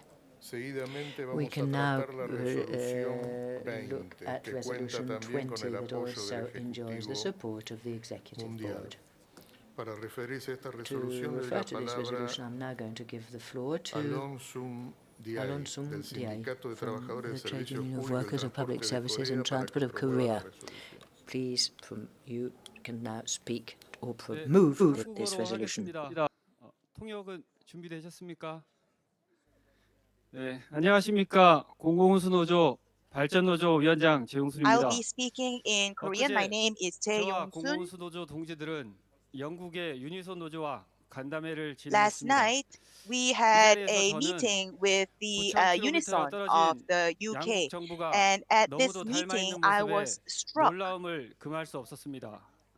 한국 정부가 영국 정부의 실패한 by how similar our 공공철도 governments 민영화 are when 정책을 our two 현재 countries are 도입하려는 9,000 것처럼 kilometers apart. 영국 정부는 Just as the South 공공서비스 Korean 노동자의 government is now 파업권을 trying 제약하고 to 있는 adopt the UK government's 한국의 failed 노동법과 policy of 유사한 privatizing public railways, 파업법을 the 도입하는 UK 것입니다. government has 한국 introduced 정부는 anti-strike laws 2006년 similar to South 노동법 Korea's labor 개정을 laws that 통해 restrict the right of public 공공서비스를 service workers to 필수 strike. 유지 업무로 In 지정해 2006, 파업권을 the South Korean 무력화했고 government amended labor 형법 조항을 laws to 통해 designate public services 노동자들의 as 파업에 essential 대해 services, taking away 사용자들이 public service workers' right 손해배상을 to 청구할 strike 수 있게 and allowing 했습니다. employers to sue workers for damages 영국 for 정부는 striking through a criminal 2023년 law provision. 최소 서비스 In 수준이라는 2023, the UK 반파업법을 government 도입해 introduced an anti-strike 공공교통, law called minimum 보건의료, service levels 교육을 to 비롯한 severely limit the 공공서비스 right to strike 노동자들의 for 파업권을 workers in public 심각하게 services, 제한하고 including public transportation, 파업한 것에 healthcare, 대해 and 노조에 education, and 벌금을 allows 부과할 수 있도록 unions to be 했습니다. fined for striking. ILO 협치협약 87호와 In our two countries 98호를 that have 비준한 두 ratified 국가에서 ILO Conventions 87 공공서비스 and 98, 노동자들의 노동 union 조합 rights 권리는 for public service 문서로만 workers 존재할 exist only 뿐입니다. on paper. ILO 협약 87호와 98호가 발효된 지 7개월 만인 In 작년 November last 11월 year, 7 months after 특수고용 ILO 화물 Conventions 노동자들의 87 and 98 came into 최저임금과 force, 노동조건을 the South 규정하는 Korean government 제도를 promised to legislate a 법제화하겠다고 scheme to 정부는 set minimum 약속했습니다. wages and working 그러나 conditions for 정부의 economically 약속 이행 dependent 촉구를 owner 위해 drivers 진행한 of freight trucks. 공공운수노조 However, when 화물연대의 Trucksoul, 파업에 the 정부는 union of freight 탄압으로 workers, went on 응답했습니다. strike demanding that the government 정부는 fulfill 보수 its 세력의 promise, 결집을 the government 목적으로 swiftly suppressed 노동조합에 the 대한 strike. 탄압, The South Korean 특히 government continues to 공공서비스 crack down 노동조합에 on 대한 trade 탄압을 unions, particularly 지속적으로 public 하고 service 있습니다. unions, with the aim of rallying the 인력과 support 예산을 of conservative 축소하고 forces. It is 구조조정을 pushing to 초래하는 privatize 공공서비스에 public 대한 services 민영화 so that 정책을 the public 추진하고 sector can be 이에 대응하기 restructured 위해 by reducing 공공서비스 staffing and cutting 노동자들이 budgets. 진행하는 And when 파업 public 투쟁을 service workers 불법이라 strike in 몰아세웁니다. protest of such policies, 직무 our strikes 성과급제를 are claimed 도입하고 to be illegal. 특수고용 노동자들의 The government 노동자 is trying to 권리를 introduce 부정하고 a 있습니다. performance-based pay system 공공부는 and deny 단체 trade 협약 union rights of 계약을 workers 정부 in 지침으로 disguised 지시하고 employment. 노조 It 회계에 is 대한 정부 dictating 개입을 changes to public 노골적으로 sector 추진하고 collective 있습니다. agreements and 공공서비스 blatantly 노동자들의 interfering 노동자 in union 권리에 대한 accounting. 탄압과 부정은 우리 We 노동자들에게만 recognize that 영향을 the 미치는 repression 것이 and 아님을 denial of the 우리는 trade union 잘 rights 알고 of 있습니다. public service workers does not 왜냐하면 affect 우리는 only public 공공서비스 service workers, 노동자들은 because public 언제나 service workers have 노동자의 always been 양질의 frontline 노동조건과 advocates and defenders 보편적인 of social 양질의 justice, 공공서비스를 which is 통해 realized 시행할 수 through 있는 decent working 사회 conditions 정의와 and universal 체질성 quality 옹호자였으며 public services. 수호자이기 We 때문입니다. therefore 이에 20호 결의안에 대한 대의원 동지들의 appeal 지지를 to 호소하며 delegates for your 아울러 support for Resolution 한국뿐만 20, 아니라 and we also 권위주의의 ask for your 정부의 support 탄압에 for 맞서 Resolution 고군분투하고 21, 있는 which calls for the 홍콩, guarantee of basic 미얀마, labor rights not 캄보디아 only in South 노동자들의 Korea but also for 노동기본권 workers 보장을 in Hong Kong, 촉구하는 Myanmar, and 21호 결의안에 Cambodia 대한 who are 동지들의 struggling 지지를 against repression by 호소드립니다. authoritarian 감사합니다. governments. Thank you. Thank you very much. I now give the floor to Takeshi Furuya Sensuiro from Japan. Good afternoon, Congress. I'm Takeshi Furuya from the All Japan Water Supply Workers Union in the Asia Pacific region. I'm speaking in favor of Resolution 20, which calls for the Korean government to stop its unjustified infringement of trade union rights and repression of trade unions. We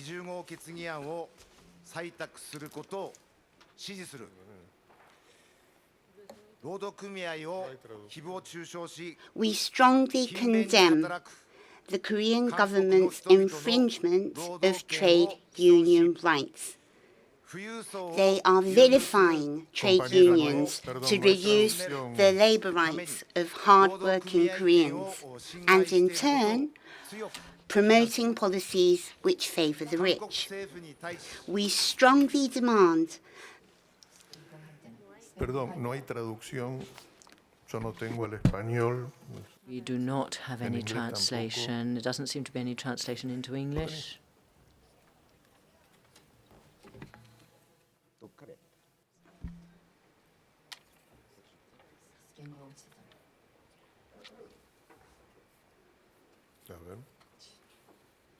Okay.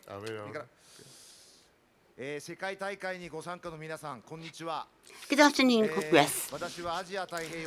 I'm Takeshi Furuya from the All Japan Water Supply Workers Union in the Asia-Pacific region. I'm speaking in favor of Resolution 20, which calls for the Korean government to stop its unjustified infringement of trade union rights and the repression of unions.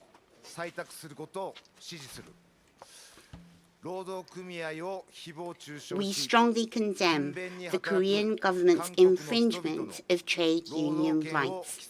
They are vilifying trade unions to reduce the labor rights of hard-working Koreans and, in turn, promoting policies which favor the rich.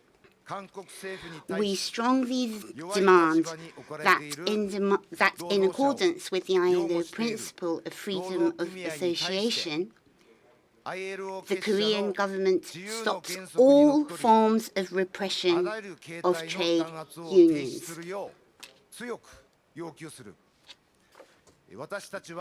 We will not tolerate any form of trade union repression.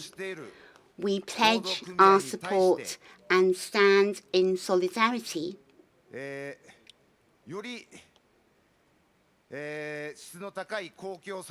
with our Korean colleagues for trade union rights, quality public services, and a more equitable society. In closing, 共に頑張ろう. Let's fight in solidarity. I'm going to say this, so please say it together with me. 共に頑張ろう. Let's fight in solidarity. Thank you very much. Thank you very much. Dear comrade, there are no other speakers on this resolution, so we're now going to put to a vote Resolution 20. Those in favour, please raise your card.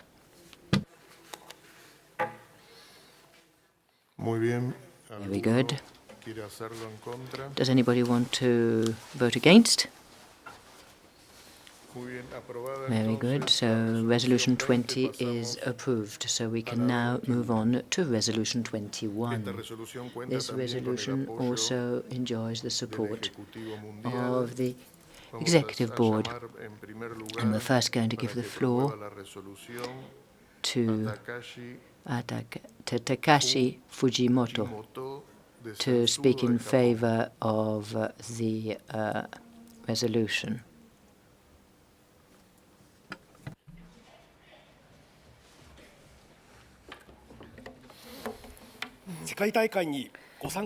Brothers and sisters taking part in the World Congress, konnichiwa, hello. I've come from the Asia-Pacific region. I'm from Japan, Densudoi, or the Japan Water Supply Workers Union. My name is Takashi Fujimoto. On behalf of the Japanese affiliates, I'd like to present the Resolution 21, solidarity with workers from South Korea, Hong Kong, the Philippines, and Cambodia. First, looking at South Korea, under the rule of President Park Chung-hee and his policy to control the labor movement, workers faced a long period of oppression. And President Yoon, the current president, is putting pressure on the trade unions in South Korea, sometimes through the use of force. When Korean workers decided to strike to demand that fair wages be maintained, he issued a presidential order to get the workers to return to work and has used various other strong-arm tactics to eliminate the trade union movement. The attitude and policies adopted by the Yoon government are having a huge negative impact on the lives of workers and on their working conditions. Moving on to Hong Kong. In Hong Kong in 2021, the pro-democracy trade union, the HKCTU, the Hong Kong Confederation of Trade Unions, faced increasing suppression under the Hong Kong security laws and disbanded after deciding that it was impossible for them to continue carrying out their activities. The ILO is calling for necessary measures to be taken to ensure that workers' organizations are able to exercise the right to carry out their activities.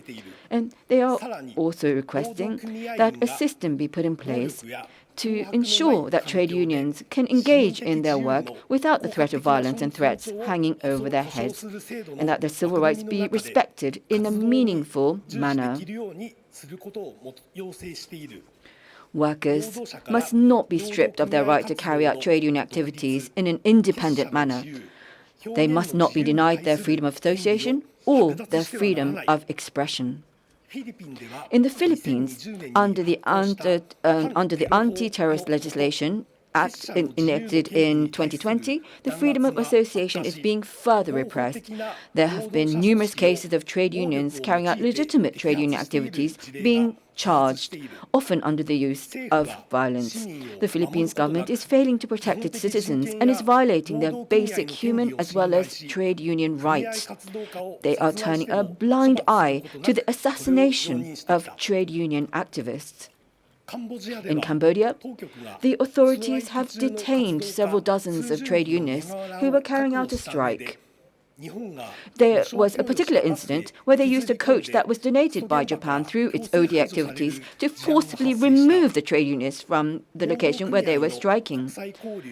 Now, international exchanges between trade unions are protected under the ILO conventions. We must not allow the basic human rights of workers to be trampled upon. We call for the guarantee of trade union rights, quality public services, and a fairer society. We express a strong commitment to support and show solidarity to our comrades in South Korea, Hong Kong, the Philippines, and Cambodia. Finally, Tomoni Gambaro. I'm going to chant this. Let's fight together in solidarity. Please join me in this call. Tomoni Gambaro. Thank you very much. Thank you very much, comrade. We're now going to give the floor to Liz from the United Kingdom. Congress, Liz Wheatley, Chair of Unison's International Committee, speaking in support of Resolution 21. Trade union activists belong in the workplace. We belong negotiating, representing, organising and winning with our members.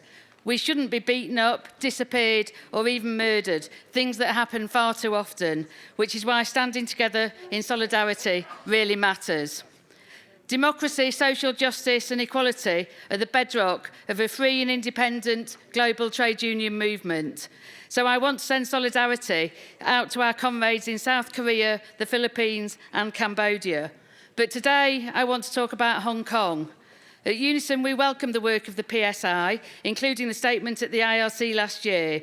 In the last few years, about 170,000 Hong Kong citizens have come to the UK, fleeing the oppressive national security law, a law imposed by the autocratic government. Among them are people fleeing certain prosecution for the so-called crime of being trade union and pro-democracy activists, simply for doing something that those of us in Unison and many other unions represented here do every day and take for granted that we can do. Last week, Unison hosted an event to mark 2 years since the Hong Kong Confederation of Trade Unions was forced to disband because of that national security law. We stood with some of the trade unionists now in the UK, and we stood in solidarity with the remaining free trade union movement in the territory. At that event, Christopher Mung, who was Chief Executive of the former Hong Kong Confederation of Trade Unions and who has a warrant for his arrest and a £100,000 bounty on his head just for attending a French Union Congress, he made it clear how important solidarity is and how it helped him when he arrived in the UK. Along with others, Christopher founded the Hong Kong Labour Rights Monitor to share information about what's happening to labour rights and trade unions in the territory, and Unison works with them. But we also know that not all unions can freely offer their solidarity. For some of you, there will be consequences.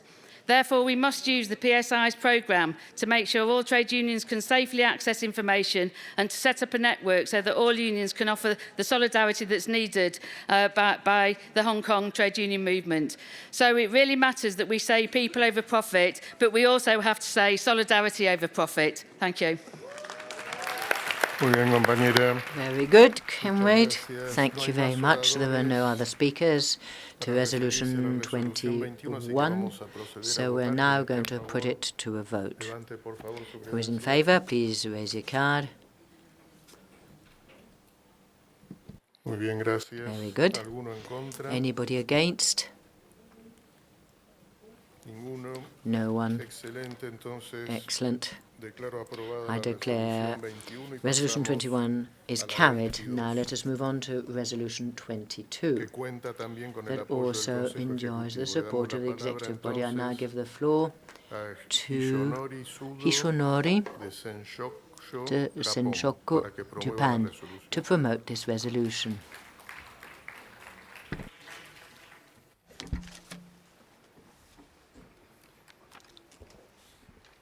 Good afternoon, Congress. I'm Hironori Sudo, President of the National Council of Japanese Firefighters and Ambulance Workers. On behalf of the Japanese affiliates of the Asia-Pacific region, I hereby put forward Resolution 22, calling for basic labour rights of Japanese civil servants and the right to organise and bargain collectively for firefighters. So far, the ILO has issued 11 recommendations to the government of Japan to grant basic labour rights to civil servants.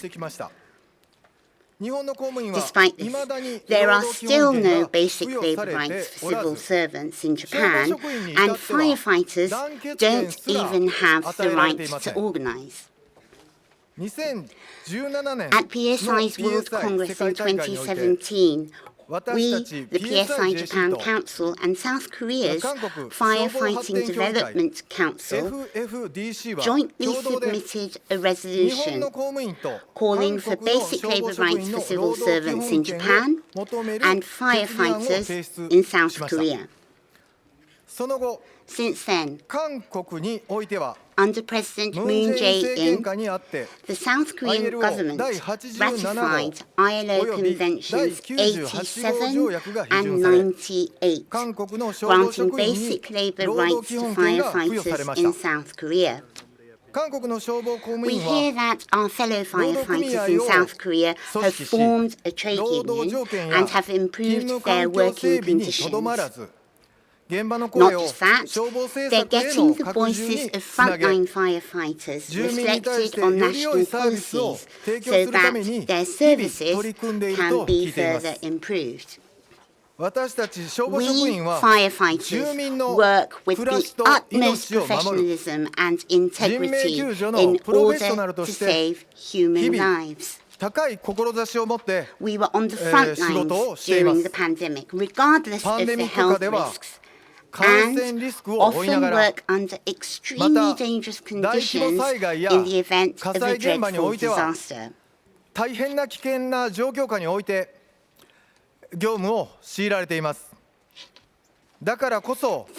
why firefighters who are workers must have a safe working environment. Firefighters must have the right to form trade unions so that we can raise our voices demand better fire and emergency services and influence the relevant policies.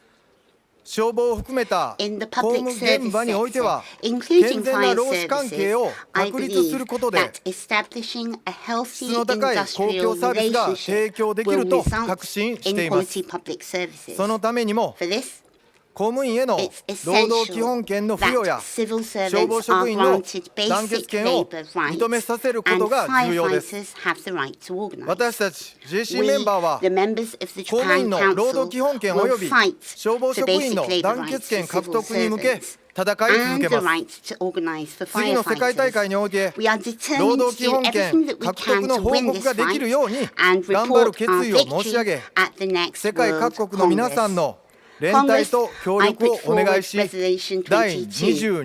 I ask all of you, Congress, for your solidarity and help. In closing,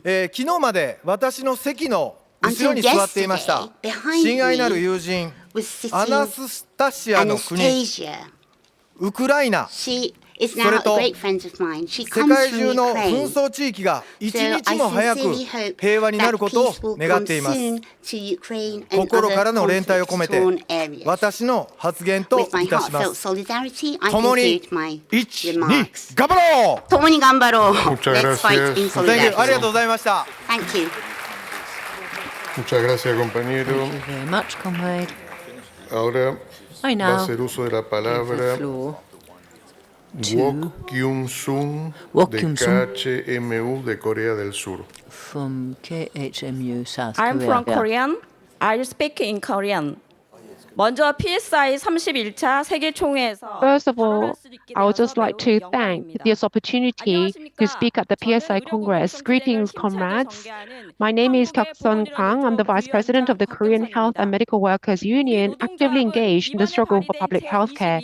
The KHMU expresses a strong support for Resolution 22. The right to form a trade union to unite workers, the right to bargain with employers to improve our working conditions, and the right to take industrial action if employers do not bargain in good faith are rights that cannot be restricted by any law and should be granted to all workers.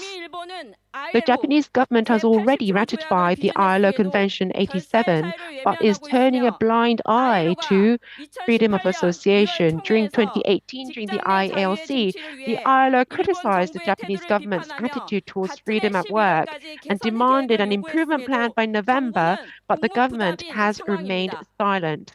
The three fundamental labor rights that I mentioned earlier are rights that can be exercised by anyone regardless of industry or sector.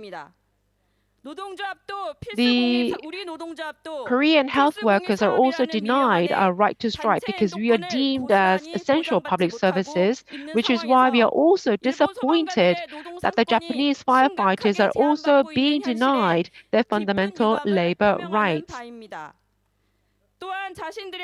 We strongly condemn the injustice of the Japanese government and its disregard for international labor standards that it itself had ratified. Through trade unions, workers make their voices heard, and we oppose any injustices at the workplace and strengthen public services in favor of working people over profit. Public services such as healthcare and firefighting will be further strengthened through unity and solidarity of the trade unions. So let's struggle together for people over profit and for life over money today. Let's struggle together. Thank you very much. Ahora le pedimos que se acerque, es el turno de su palabra. Prakash. And now I'm going to give the floor to Prakash Devdas from MMKM India. Good afternoon, Congress. I am Prakash Devdas. I am President of the Mumbai Municipal Employees Federation and also President of the Firefighters Forum of Mumbai. I stand here to support resolution number 22. I can see there are two aspects of the resolution. One is about the basic rights of the labor rights, and the other is the right to organize and for collective bargaining rights to the firefighters. Basic rights of the employees, these governments are now, they have adopted a different strategy that the employee is replaced or treated as volunteers, and for wages they say that it is honorarium. We have in India about a million these workers, mostly 90% are the community health workers who are women workers, and they are denied all the labor rights, Nothing is given, no security, no job security, no social security, and there is no permanency, nothing, no fair wages. Forget about fair wages, even minimum wages are not paid. They are dismissed from the work when they become pregnant, and if they take leave, they are dismissed, they are not taken back. So these are the labor laws are not made applicable to them. Therefore, we support this resolution that all the employees, all the workers, all the persons who are employed in doing the civil work, work in the public services, they should be treated as permanent, and they should be given all the... I also support the firefighters, because they are saving the lives and the properties of the ours, and therefore they should be given all the support by the PSI and these delegates, and then this resolution should be adopted. There is nothing impossible we can do, and we can win. Always we will win. Thank you.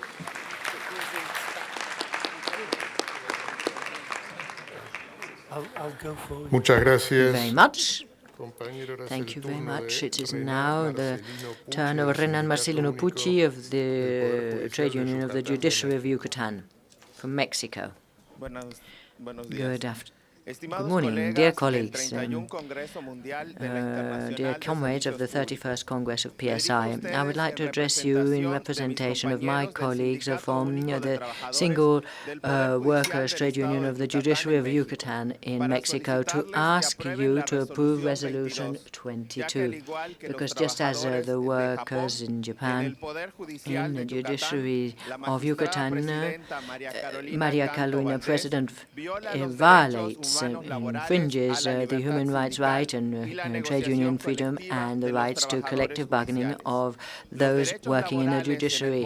Labor rights in the Judiciary of Yucatan are going through their worst moment. The Council of the Judiciary has implemented actions that entail a backlash of some 7 years with a view to trampling all our results thanks to trade union struggle. That is to not respect the non-renewal of contracts, the unjustified dismissal, the prohibition of unionization of judges, and harassment of those working in the judiciary. And they do not respect the principle of international law that says that for an equal work, equal salary. And very more other actions are seeking precarious conditions for those working in the judiciary. So I really ask you to vote in favor of this resolution, because I think this is a message of support for the workers of the judiciary in Yucatan and for the firefighters in Japan and for all workers in the world. With this resolution, we are saying to them that not alone that the PSI is with these workers and that they can count on the support of 30 million workers throughout the world, and that our trade union movement will use all ways and means that they have to condemn the authorities and governments that breach human rights and labor rights, and we will not allow that any country in the world see their labor rights violated. Long live PSI, long live the trade unions. Together we are stronger.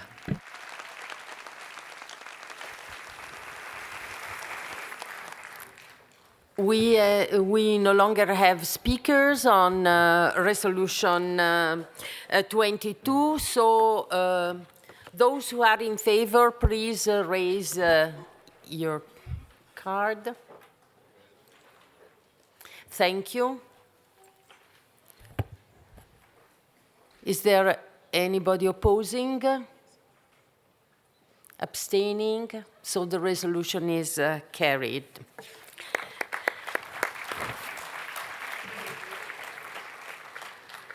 We move to resolution 23 and amendment 75 that has been endorsed by the executive committee.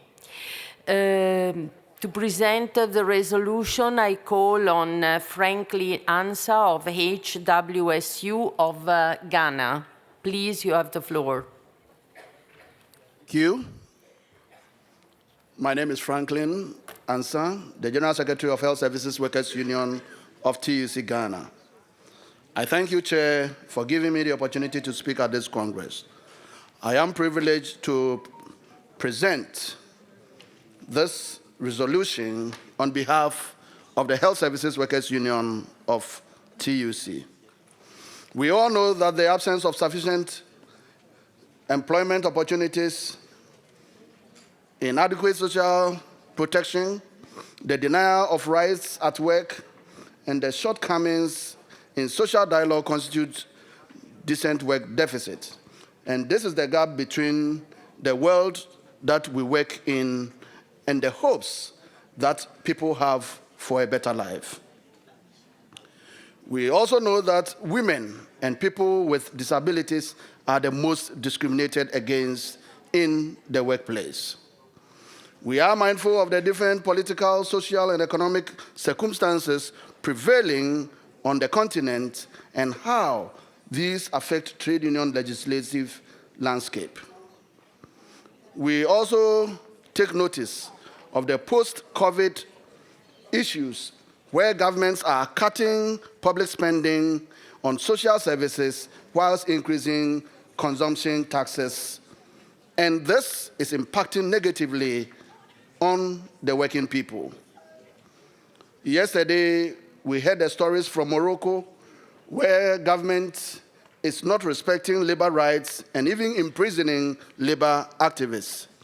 We can also talk about Liberia, where government is not allowing collective bargaining in the public sector and chasing labor leaders into exile. Also in Ghana, the government is cutting public spending whilst increasing consumption taxes. We also heard about Egypt yesterday, where collective bargaining and negotiation is not being allowed. Not to talk about Zimbabwe, where labor activists have been abducted, beaten, and imprisoned. We can name and continue. There is no doubt that we need collective action, but this cannot be done in a vacuum. We need research-backed evidence to mount our campaigns and advocacies to strengthen decent work in the public sector. The ILO Committee of Experts on the application of conventions and recommendations have consistently raised issues with some of the legislative gaps and deficits on the African continent concerning the fundamental principles and the right at work. We are convinced that working with Resolution 23 and sharing experiences will help advance the fundamental principles at the workplace. I therefore ask you to support this resolution. Thank you. Muchas gracias, compañero. Ahora, para que promueva la enmienda 75. Thank you, colleagues. Now, for le damos 3 minutos a Ada Chatundi del HMS de la India. the next amendment, I give the floor to India.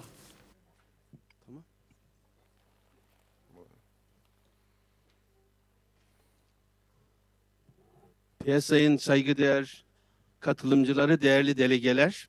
Esteemed Congress delegates, on behalf of Hizmet-İş, I would like to address you. We represent municipal workers. I would like to convey our greetings. As you know, starting from the 2000s, we started to work and struggle against the outsourcing system, which had become widespread. And in about 15 years after, in the local authorities, universities, and ministries, the outsourcing system was banned. Finally, as a result of our struggle, and about 1 million outsourced workers became public workers, and they gained their right to unionize and the right to collective bargaining. And right now, the lowest wage has increased by 50%, and in cases up to 100%. And also, there are about 100,000 workers that continue to have these problems in the public sector, and we continue working on that. Our aim is to ban outsourcing in public services altogether. And our trade union is working in universities, ministries, and state economic enterprises and taking steps and taking leadership in making sure that outsourcing is banned there as well. As Hakish, we are waging this struggle both to serve at the union movement and also to set an example as to how outsourcing can be banned. And we are ready to share our information, and we support Resolution 23, and we would like to show our struggle in the field of outsourcing. And we believe that new platforms can be created in order to prevent privatization and outsourcing in public services. And we would like to work with you, with all public servants in the world, in making sure that privatization and outsourcing are put an end, because these two are the biggest obstacles before quality services. They increase the prices of public services, and the citizens are underserved in terms of their qualities. So we would like to prevent this. I know we can succeed in this. It's very important to have the necessary vision and mission, and we believe we have that. We're ready to serve you, contribute to your struggle, and we would like to have this suggestion included in the resolution. Thank you. Thank you very much, comrade. We are now going to stay on for an extra 15 minutes. I would ask you to stay in the room. So when the session ends, before you conclude, we have to completely empty the room, because they have to come in with some machines, because they have to do some work on the ceiling. Having said that, we're going to continue with Amendment 75. There are no other speakers. So I would like to know who is in favor of Amendment 75. Please raise your card.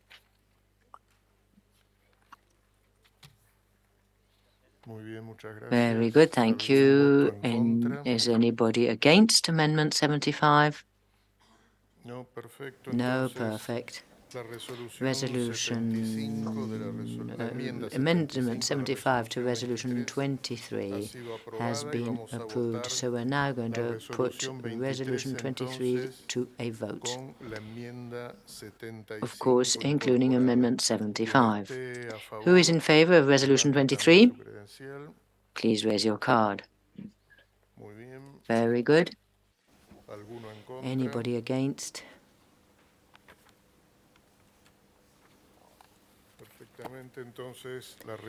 Perfect. So resolution is carried. Thank you very much. We now continue to conclude this part of the morning with Resolution 37 that also enjoys the support of the Council. We would like to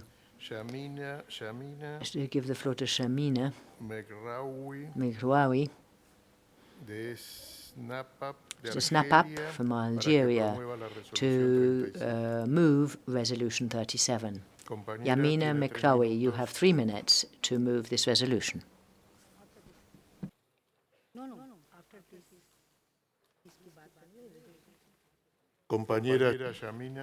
Yamina?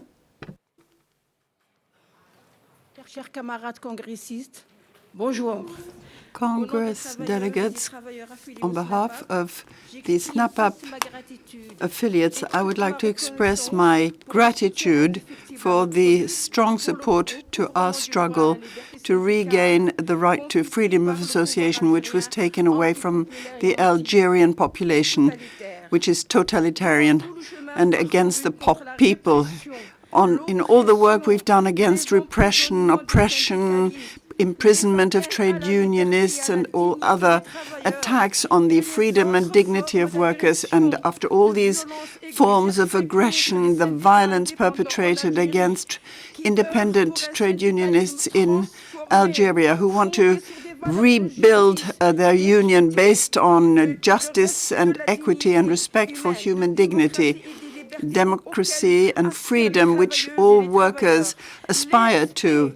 The ESP, together with the international PSI, together with the other international unions, have supported us all along, and we can never say how grateful we are fully. In this complex and difficult situation, SNAP did not give up in its struggle for labor rights, and that's costing us our freedom, our safety and security, and our jobs.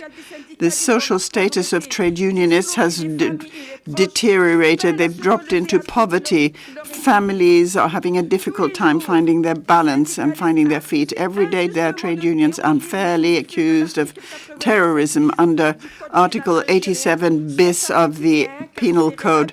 They are imprisoned in a quite arbitrary and abusive manner, and simply because they have called for strike or belong to a trade union or attended an ordinary meeting. Their houses are surrounded by aggressive people, and often people are arrested in the middle of the night, which is terrifying for the children living in those houses. The premises of both trade union organizations have been closed, not by the judiciary, but by the police. The police are the ones who come in and do these things. This savage repression directed at independent trade unions is a strategy of destruction. It's a deliberate destruction of trade unionism in Algeria, systematic and deliberate. Dear colleagues,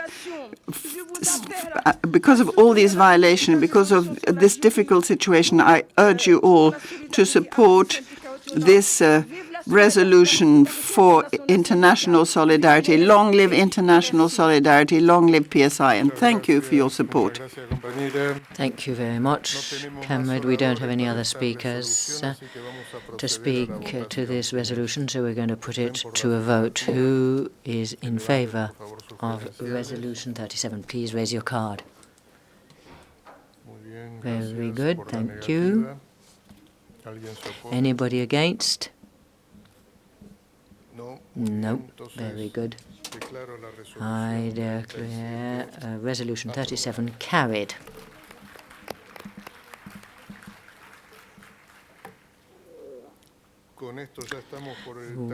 We think we have finished our meeting for the morning. I would like to thank you all, and this also brings my work as chairman of the session to an end. And I would like to thank you for your support this afternoon. We will be coming back at 2:30. At 2:30, and we still have different issues to touch upon. National issues, Resolution 31 and 33, Amendments 82, 3 and 4, Amendment 86, Resolution 35 and 38, and the emergency resolutions 44, 45, 46, and 48, and also other issues. Oh, of course, Section 7.4 on utilities, Amendment 57 and Resolution 30. Thank you very much.